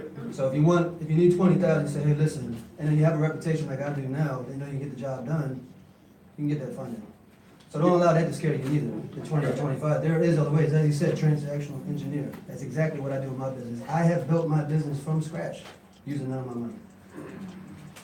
And that's a key point, because this business is all about, and what makes this business so fantastic is the fact that we don't get paid by hour, we get paid by thought. Thought. That's the key. If you get that knowledge and that education, each and every month, you can write your own paycheck. You get paid by thought. So keep that in mind. It's all about learning, it's all about that education, it's all, but most importantly, it's all about applying, application of the information. I don't know how many people I talk to every week who say, I'm about to get started. I've been studying for 6 months. I've been studying for 12 months. I went to 10 different courses, and I'm about to get started. What else should I do? You will be. You hear it? You will be scared. Yeah. I mean, as a coach, I know she hear it. So it's the key is action plus offers equal profit. Action plus offers equal profit. If you're not doing enough action each day to put offers out there, you need to change your action, because that's the formula. Action plus offers equal profit. The more offers you put out there, the more profit you can make. It's that simple. It ain't rocket science. It's all about action, doing action, having a plan that allows you to create action, that allows you to make offers, that allow you to make profits. Every week, 20 offers, 50 offers, 60 offers, 5 offers a day. If I'm not doing 5 offers a day, I don't go to sleep. That's the mentality you gotta have. Any other questions? Let's talk about marketing. What are some of the marketing strategies you guys done some deals. What are the marketing strategies you've done and so that have been successful? In addition to Property Scouts, we do expired listings. We do pre-foreclosures. We also do, of course, absentee owners, vacant sellers. So all of those have been really helpful in, having us find deals. And right now, we're actually getting a large number of deals from sellers that we helped in the past, word of mouth, referrals. So those are the real sweet ones, where you're not expecting anything to come and someone's referring you because of the good customer service that you did. That's your number one source, guys. If you had to say and look back on my business over the hundreds of deals, the number one source for opportunity is word of mouth. People and you creating a good word, a good atmosphere for that person, and they're sharing your information with others. I mean, that's how I found about Kenneth. People was telling me how good this guy's stuff was, and then I saw his videos online, and then he kept on talking about my videos, so I knew I liked him right away. So here's already on my side. It's just a matter of now having lunch, and everything I saw in the videos and everything I heard from people talking about him was true. The guy knows his stuff. What's your last name? Bryant, B-R-Y-A-N-T. You can look me up on Facebook, Kenneth Williams Bryant. And you can also look up Catapult and Change. All social media platforms. So let's go a little bit more into the marketing. What is the progression of how you get the best deals? Number one will always be somebody that referred you to somebody else. If you can get that type of relationship with someone, that's going to be your number one way to close deals. Number two is going to be by talking to the person face to face. That's why guerrilla marketing of door knocking, hanging door hangers, talking to people will never end. Because that's going to be your second most active way for you to get deals. Number three is going to be by way of direct mail, sending out your letters and so on. Number four is going to also be talking to the person on the telephone. When you're talking to the person, you're going to have an opportunity to let that person get to know and trust you, building rapport. Number five, you're talking about email and text message alerts. So think in terms of what are the ways in which I got the best opportunity and what ways are not as good as the top ways. And that's how you want to concentrate your dime, your marketing dollar, your expertise, your knowledge and everything based on those different things that's going to definitely bring you money. Somebody showed me earlier, Shonda, one of her, come on up here for a minute, you see this? And this is great. This is a great strategy. Where you go door knocking and you drop one of these on people's doors, door hanger. And on the back it says, earn $500 to $3,000 as a referral fee for house information. So she's covering both fronts, going around neighborhoods and putting these on the doors. So it doesn't have to, how much that cost you? I think for 500 or 1,000, it was like $350 maybe. You sure it wasn't 5,000? 25? It may have been 2,500. 2,500. So 2,500 for $300. We're talking guerrilla marketing. But the key is getting out there, taking action. Any other questions about marketing and stuff? Go right there. How many people do Baltimore City? Okay. For those of you who are doing Baltimore City, a lot of free sources online for finding property. Yes. Okay. A lot of free sources. You want to share a couple of them? You got, Okay. Gil's my marketing person. He teaches our marketing. You got tax lists online. Code enforcement. Code enforcement. Okay. You got vacant house lists online. You got multiple lists online with thousands of properties that you can market to. Okay? No shortage of properties in Baltimore City, and people are just really killing it right now in Baltimore City. One of the key. I was gonna say in Baltimore City, it's on the vacant house list, it's 16,000 properties. And they update it every 2 weeks. It's actually a total of 30,000 getting ready to get released very soon. And if you go straight to the source, Judicial Case Search. Judicial Case Search is the website where all judicial hearings or all judicial filings are met. So on Judicial Search, you got foreclosures, you got divorce, you got rent evictions, you got all these different judicial cases on judicial case search, that you can pull all these different motivational situations. That's the key to our business.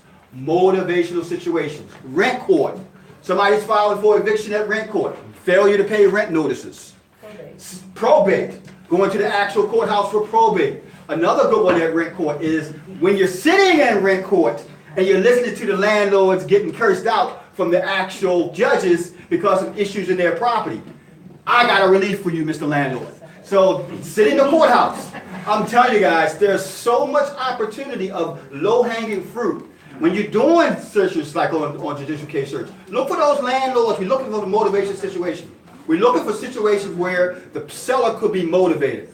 New landlord, get ready to file eviction, living out of state. Is that a motivated person?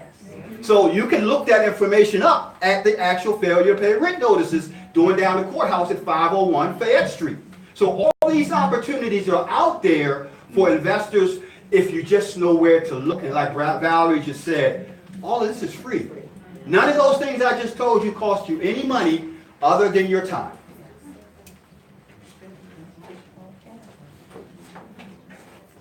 Is there a place to get this, like, for instance, you said judicial case search. Is there a place to get this information already, like, aggregated for you? Judicial case search is a website that's free. So it's online, you just look up judicial case search. Another great free resource is MD Land Rec. Now, what I like about MD Land Rec is it has all the recording documents of every house in Maryland, supposedly. Now, the information is put in by a regular person. So sometimes it's right, and sometimes bureaucrats go to lunch. So it depends on the situation, but the key part of MD Land Records is the fact that you now have all the actual mortgage information on the houses. So you could pull up when they purchased the house, what their interest payment is on the house, what could be calculated based on what they may own on the house, since there isn't any new mortgages on the property. And another good part is, this is a great opportunity to find investors. Because on MD Land Records, you can search by the actual lender. So when you have a situation where the lender is an IRA, what do you got? Cash buyer.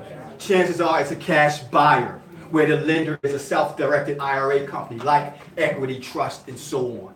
So that's a key thing, guys. There's so much free resources out there. It's just a matter of knowing which direction to go and actually monetizing your time so you're not spinning wheels. Now, Kenneth, you're going through this process. You got another 2, 3, 4 more weeks to go.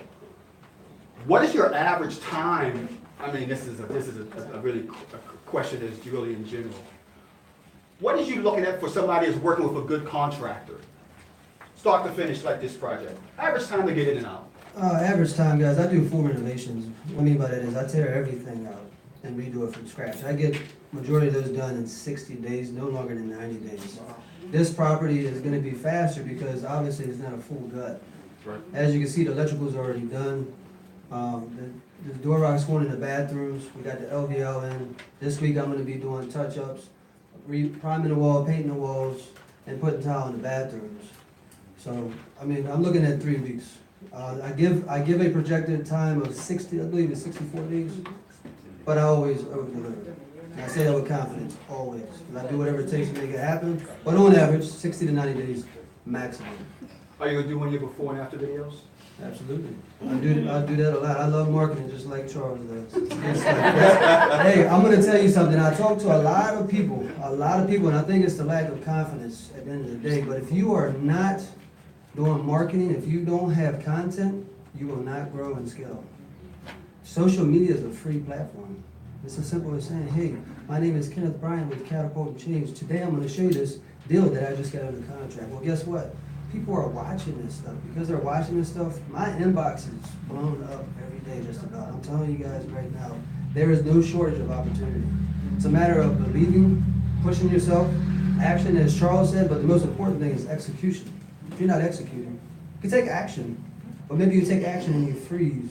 You got to continue to execute and get it done, no matter what. It will be challenging. Get used to being uncomfortable if you're in this business, trust me. You know what my favorite saying is? You got to be comfortable being uncomfortable. That's the key. Get used to it. Otherwise, you're going to sit on the couch and watch TV for the rest of your life and be a vegetable or whatever it is you're gonna become. So just take action, get used to being comfortable, and just make it happen. Exactly. So, very good point regarding marketing. I mean, first and foremost, own the badge of a marketer. Own it. I'm a marketer. I'm not a wholesaler. I'm not a rehabber. I'm not a buy and hold investor. I'm a marketer. If you know how to market, Kenneth will never go broke. Valerie will never go broke. Sandra and Bob will never go broke. I will never go broke because I can be put in any city, and any one of these can be put in any city and state and market and get revenue. So learn marketing as a craft. That's the key. Own it. Own up to it. And you will not have to worry about how I'm going to eat if I don't know how to do wholesaling, rehabbing. Let me say one more thing, Charlie, if you don't mind. That's another thing, guys. If you look at my sleeve right here, it says, "Don't be scared." Life is great is on this side. Now, I encourage you to speak to yourself. I do. You think I'm crazy or not? But nobody needs to motivate or push me. I know my capabilities. I'm very confident, and I make it happen. Don't allow the fear to hold you back. So, again, making a video, you're afraid maybe of what people might think, or they might put you on the spot, but it actually holds you accountable. So all of these videos that I make, it allows me to stay accountable because I'm on social media. Everybody's seeing everything, and that's how I've grown. So do not allow the fear to hold you back. I encourage you to do that because guess what? When I get home in the night, I'm relaxing, I'm watching my video, and I'm learning something from it, and I become better. I'm not afraid of failure. I'm not afraid of doing something wrong because failure is what makes you have success. I love this stuff, guys. So, yeah, once again, just stay motivated, push yourself, and take action. Any more questions? Going once? Yes. I got here a little late, but, so how long did the process take as far as the, doing the short sale? Well, once you had the contract, or not the contract, but once you contacted the owner, how long did the process take before you actually closed? About 7 to 8 months. I mean, we were doing this in 2017. I'm just not exactly sure when. October, November, maybe. Yeah. You know, so probably about 7 to 8 months. Which brings up a very good point. Follow-up. I can't express how important it is to monitor every offer you put out there, to have a follow-up campaign set up to go after that person as often as your follow-up campaign dictates. Put it on, systemize it, automate it, so that you're always putting offers or revising the offers that you already put out there. The key to you as an investor, that deal is not gone until that seller has passed away, and then you still could get it. So keep that in mind. Because so always say, if the seller said no last month, and 4 weeks I'm gonna reach the seller again. 4 weeks after that, I'm gonna reach the seller again. 4 weeks after that, I'm gonna reach the seller again. I'm gonna keep on going until that deal is no longer able to be got. Right. Just want to add on to that, what Charles just saying. Me and Sandra actually went to see a property yesterday. A gentleman's relocating to California, but he said he's still not ready yet. I don't think he's going to move until like August or September. He's now on speed dial. Yes. You know, so we will be following up with this gentleman probably every 14 days or so until he says no. He didn't say no, but you know, He's gonna say yes. Yeah, he's going to say yes. So, we're on him. You know, so yeah, the key is in the follow up. They always say the money's in the follow up, and that is true.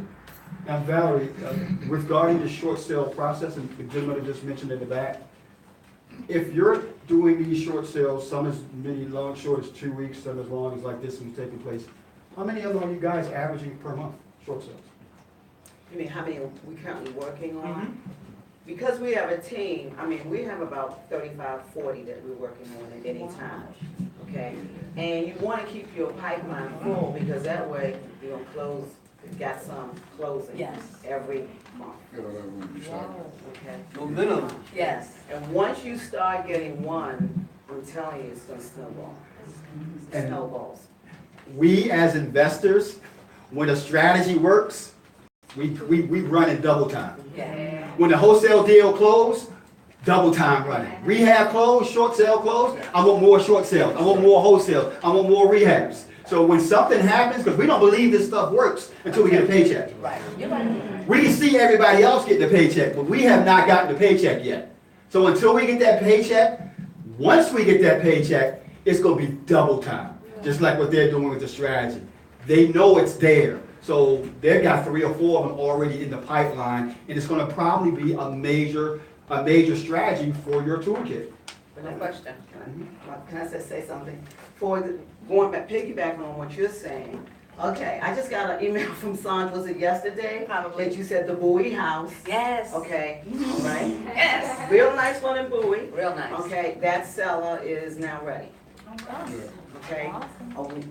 They initially had a, sale date? They have a Okay. sale date. They had a sale date. We gave some suggestions to that homeowner as to what they can do. Tell them what it means to have a sale date. Okay, sale date. Their house was going to foreclosure. Yeah.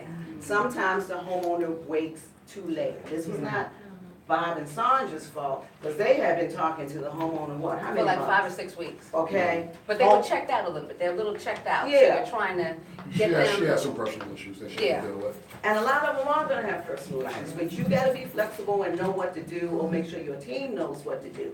Okay, so when they did contact, the homeowner did say, I'm ready, they had a sale date. And it was, a lot of banks want 30 to 37 days to have that short sale packet to review before they would stop the sale. Well, this homeowner, by the time she called back, we didn't have 30 to 37 days, so the bank said no. Okay. How many days did you have for the sale? How many was it? Like 17? 17 Yeah. days, Wow. okay. Yeah. 17 days. So we gave options of what that homeowner can do through Sandra, because remember, we were at that point. And we're not hold on for a talking. second, I don't want to cut that. And this is where the value of a Valerie Scott comes in. When she talked about that extension. You know, most investors would have gone out there and said, well, it's too late, or Yes. what can I do? You know, like I said, the value added here with Valerie and her team was that She we knows were what to able to do. get this person an extension, and now we're gonna walk into that deal. But if it wasn't for this, for Valerie's value, we probably would have lost the deal, probably would have went to foreclosure. Yeah. I'm sorry. All right, but they got it. Okay, so that's one we will start on next week. Okay, so. Now, I'm gonna put you on the spot. You just told us about it right there. If it happens next week, what are we looking at number-wise? I have no idea. And let me tell you why I have no idea, because remember, when she initially came, we had her call the bank, bank said no, because you don't have enough time. Right. So at that point, there was no reason for us to analyze it. to analyze it, Got it. because if the homeowner was not gonna take our advice, it was gonna go to foreclosure, to the foreclosure auction sale. Okay, so we haven't analyzed it yet. But now that I got this email from Sandra yesterday, all right, well, I will analyze it, and Come up with we those will be numbers. talking numbers. Yes. Because I have pictures, so I see, and I can pull comps, and, so our team will get on it first thing on Monday. That's a nice one. It'll be a home run. A real home. If you think this one is nice, get ready. Bob, you Okay? mean when it 'Cause it's a happens. home run. Charles say if when, because you gotta make sure you got a prayer warrior on your power team too. So, yeah, when it happens. These partners are prayer When it But this is happens. bigger than a home run. This is like, yeah, this is a grand slam. This is a grand, because when I Hey, this is like LeBron James signing with the Philadelphia 76ers. Thanks be to God. Thanks be to God. It's nice, when I look, I'm like, oh. It's nice. It's nice. It's a cul-de-sac property. It's a nice. It's nice, I'm saying, yeah, nice property, okay? Now, let me just want to say. I know. One thing, you can do a short sale on any property. We do them on luxury homes. We've had houses when people have owned like $1.3, $1.4 million, and we've gotten them down to like $500,000-$600,000 or less. So don't be afraid of the numbers or the neighborhoods, okay? People from all walks of house, all walks of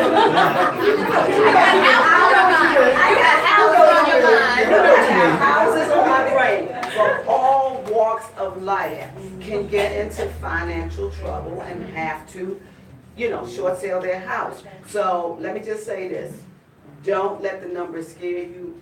if it's a luxury house, we can short sale those too. Okay? There was a question over here, I'm so sorry. If you have a house that is equity, can you give the money to the owner? I mean, if you want like, if there is a million.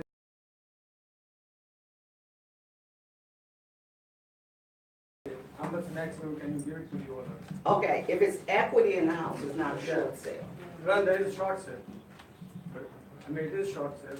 Yeah, there are two I loans. think it's the owners behind. There must just be behind. And it's behind the one. But there's equity. Yeah, I think the situation he's referring to is person behind on their mortgage, but there's equity in the property, it's not upside down. He's behind 1 year. And there's equity in the Well, property. there's equity, okay, then it's, again, there's equity in the property, so it's not gonna be a short sale, so you should be able to. Yeah, but he's behind 1 year. But then Okay, yeah, but there's Yeah. equity, Yeah. there's equity, so he's behind, but you're saying it's He's equity. going for foreclosure, you know. Now, No, I'll tell you that's that exactly person up. what she's trying to break down is the Yes, fact this is that, equity. yeah, the fact is that most banks won't short sale now. It wouldn't be ideal for short sale, it would be some kind of joint venture or owner structured finance type of deal. But also, if there's equity in the property, okay, there might be enough equity to pay off that loan. Okay, if there's not enough equity to pay off that loan, then it now switches over to a short sale. You gotta, what are the numbers? Well, I guess the mortgage balance is like 600,000. Uh-huh. How much is the house Property worth? worth like almost million. Yeah. Then it's equity in the property, so if he, even if the And he's Uh-huh. homeowner. behind like more than a year. I got an idea, give him my phone number. I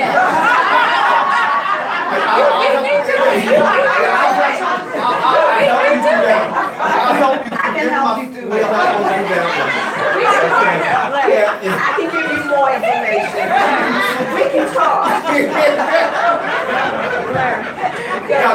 Don't go down there, up here.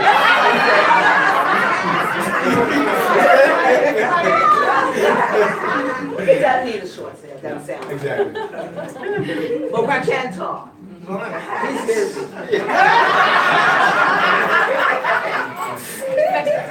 Next question, any other questions? Yes, I have a question about the property you have in Bowie. How did you find that property? That was direct mail. Directly. Direct mail, one of our postcard mailings. Oh, postcard mail. Yeah. Absentee? No, they actually live in the property. No. Oh, Look, okay. as far as the mailing list, was it absentee list or was it unoccupied? Owner occupied. And that's another thing with the Different levels. Yeah, in the mastermind, we teach our people, forget the traditional only absentee owner marketing. Owner occupied with equity in the property or owner occupied upside down. You can buy a list. You can buy a list where the property has no equity and they're upside down and they're behind on their mortgage. So that's ideal situation for Valerie to swoop in and do the short sale. So that's what we're talking about, targeting marketing. You want to go 3 to 5 levels deep. And I always talk about what are the 3 to 5 levels deep. For example, absentee owner in a particular zip code with equity in the property. That's 3 levels deep. 3 different targeted levels deep. What's 5? Absentee owners in a particular zip code, equity in the property with high income to debt ratio, multiple trade lines of credit. That's 5 levels deep. The more levels deep you go, the more pain, the more opportunity. Now, there's something called stacking, where the person is not only on the absentee owner list, but they're also on the bankruptcy list. So now they're on 2 lists, or they're on 3 lists. That's what you call stacking the process, and that's how you get even better opportunities when you find that person that's on multiple lists, as opposed to what I just said. Not to divulge too much of your information, but Bowie is pretty nice community. So I know you just didn't blanket mail the neighborhood, so you had a certain, like you said, a certain target list that you did when you did the mailing. I live in Bowie, so I know the area. Well, I know the area really well, but pretty much all of Bowie's a good area in my opinion. But I can't remember what specific list this particular person was on. It may have been debt to income ratio, or they may have been what we deem to be pre-foreclosure. And that goes back to what Valerie just said.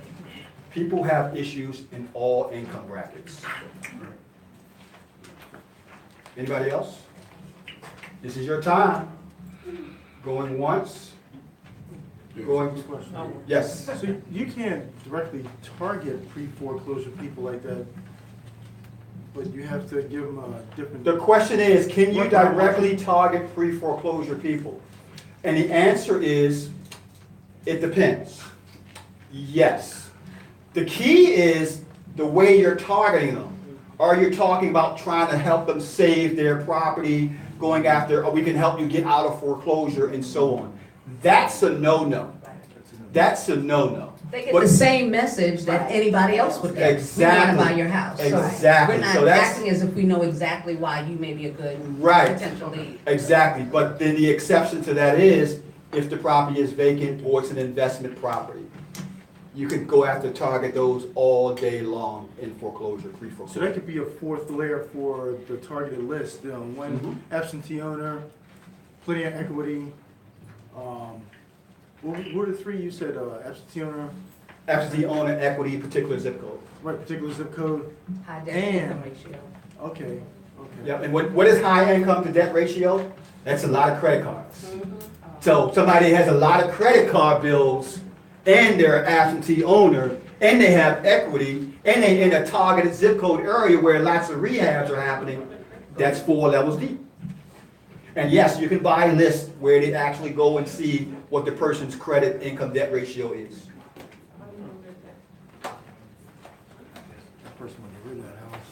Any other questions? You guys got some great questions.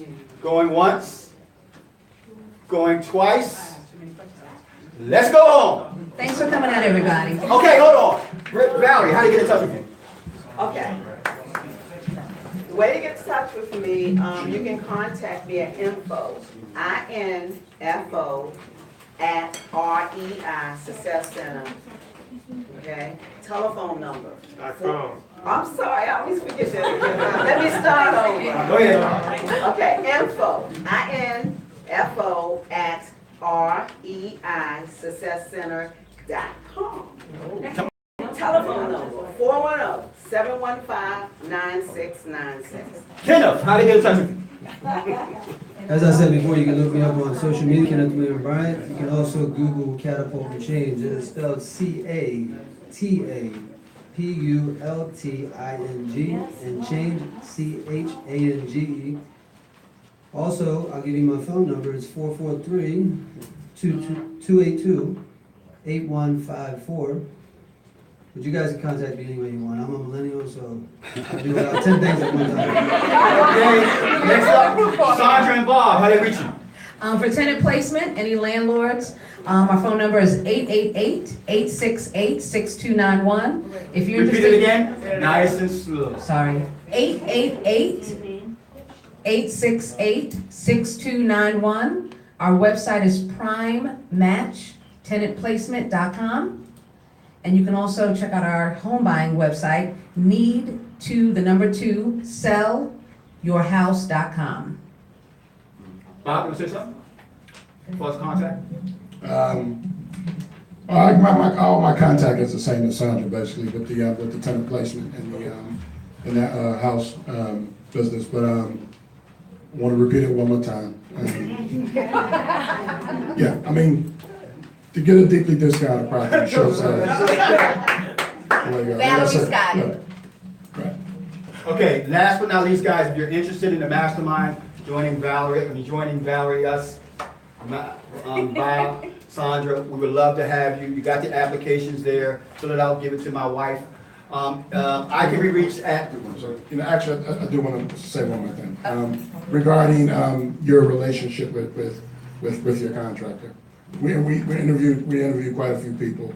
Well, not a lot, but when Kenny came, like he said, he was able to give us the estimate right even before we left. So, in order to make this successful, this relationship has to work. So, don't just get the first person that comes along. Just make sure that you work. Yeah, just make sure you work well with it. Just make sure you work well with whoever you're working with. Yep. That's important. Thank you. Website, realdealmeetup.com, mastermind.com. I can be reached at charles@realdealmeetup.com. I'm gonna give you Bob's phone number. Bob, phone, no. I'm just kidding. I'm about to give it out too. My phone number is 443-925-2860. We're always looking for opportunities. We're investing in Maryland, DC, Virginia, Houston, Ohio, and Los Angeles. So if you got any opportunities. And Philadelphia. Can't leave that out, bro. Yeah, that's okay. And New York. And New York. New Jersey. Florida for me. Okay, thank you guys and have a great evening. Thank you. I was gonna call you when I got back today. Sure. Give me a few minutes. Thank you, guys.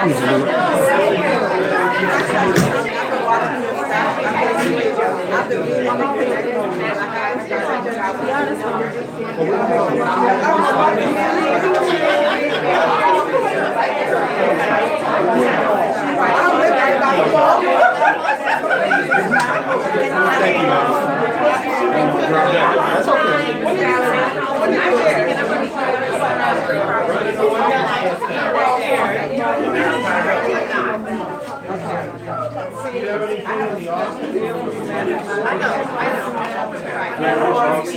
I did like it, man. A lot of information I didn't know. Excellent. You ready for money?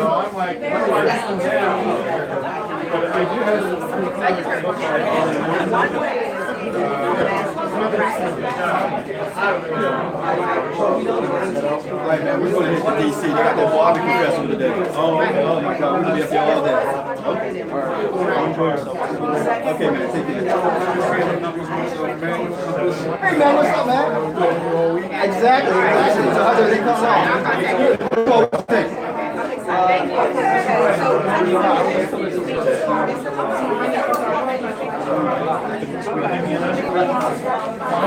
You just started, my friend. You got a whole year of this.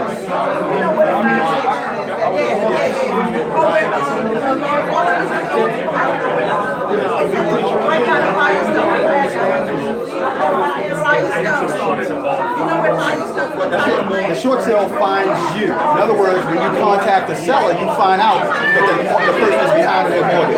The house needs repairs. That's how you find it. You didn't actually go looking out unless, like I just told you a minute ago, you can go after properties that are behind their mortgage and are upside down. So that's you looking for.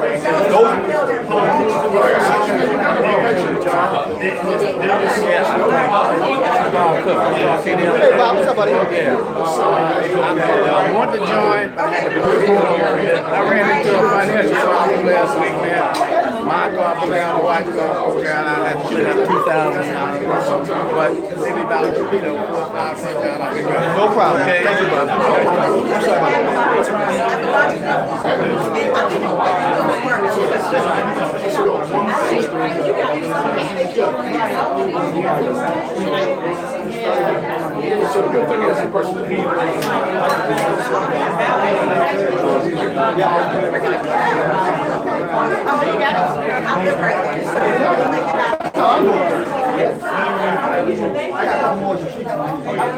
need your sheet. But you don't have it on this. Yeah, absolutely. The way we're doing it, we're marketing up there. All the leads I send to my guy that's on the ground. And we split everything 50-50. That's how we're doing it in Ohio.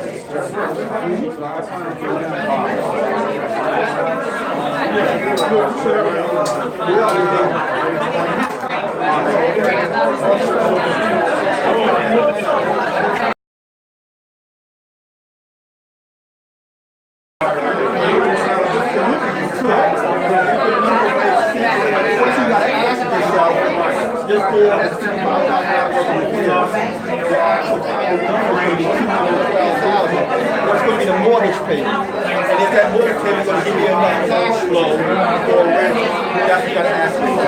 Cash flow.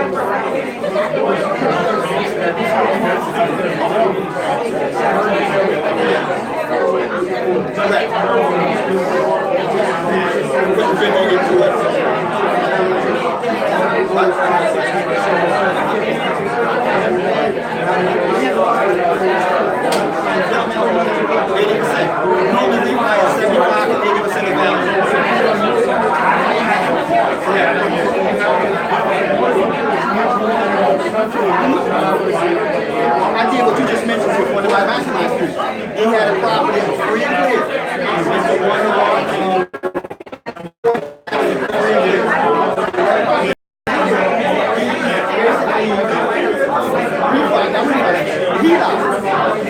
It's the one and he used the HELOC to fix it up. And now he's going to be renting it out for $1,500, but his HELOC payment is only $300. He's customized. His name is Jeremy. I'm going to taste that every video next week. Because all he needed was a rehab, all he needed was $36. The one doing the rehab. No mortgage loans. Oh, it was in his family. It was just sitting there. The owner was over there. So all he needed was a home like mine and credit.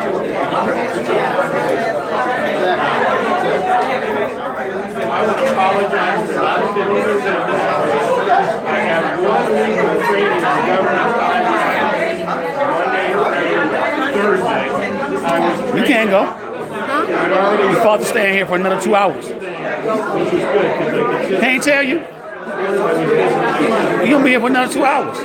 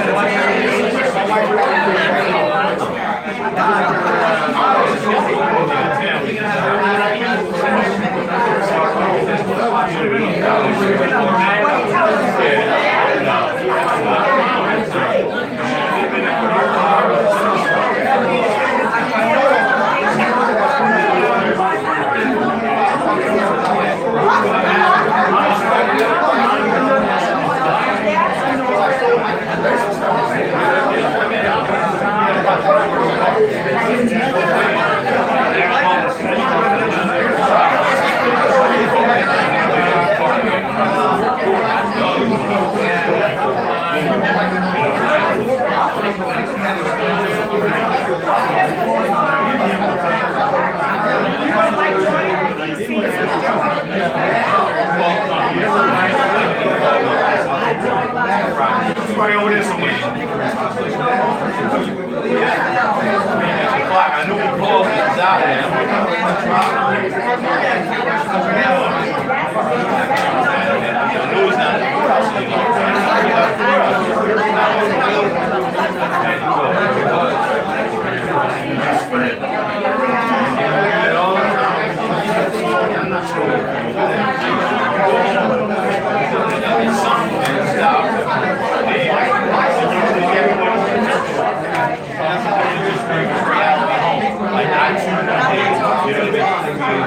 Like,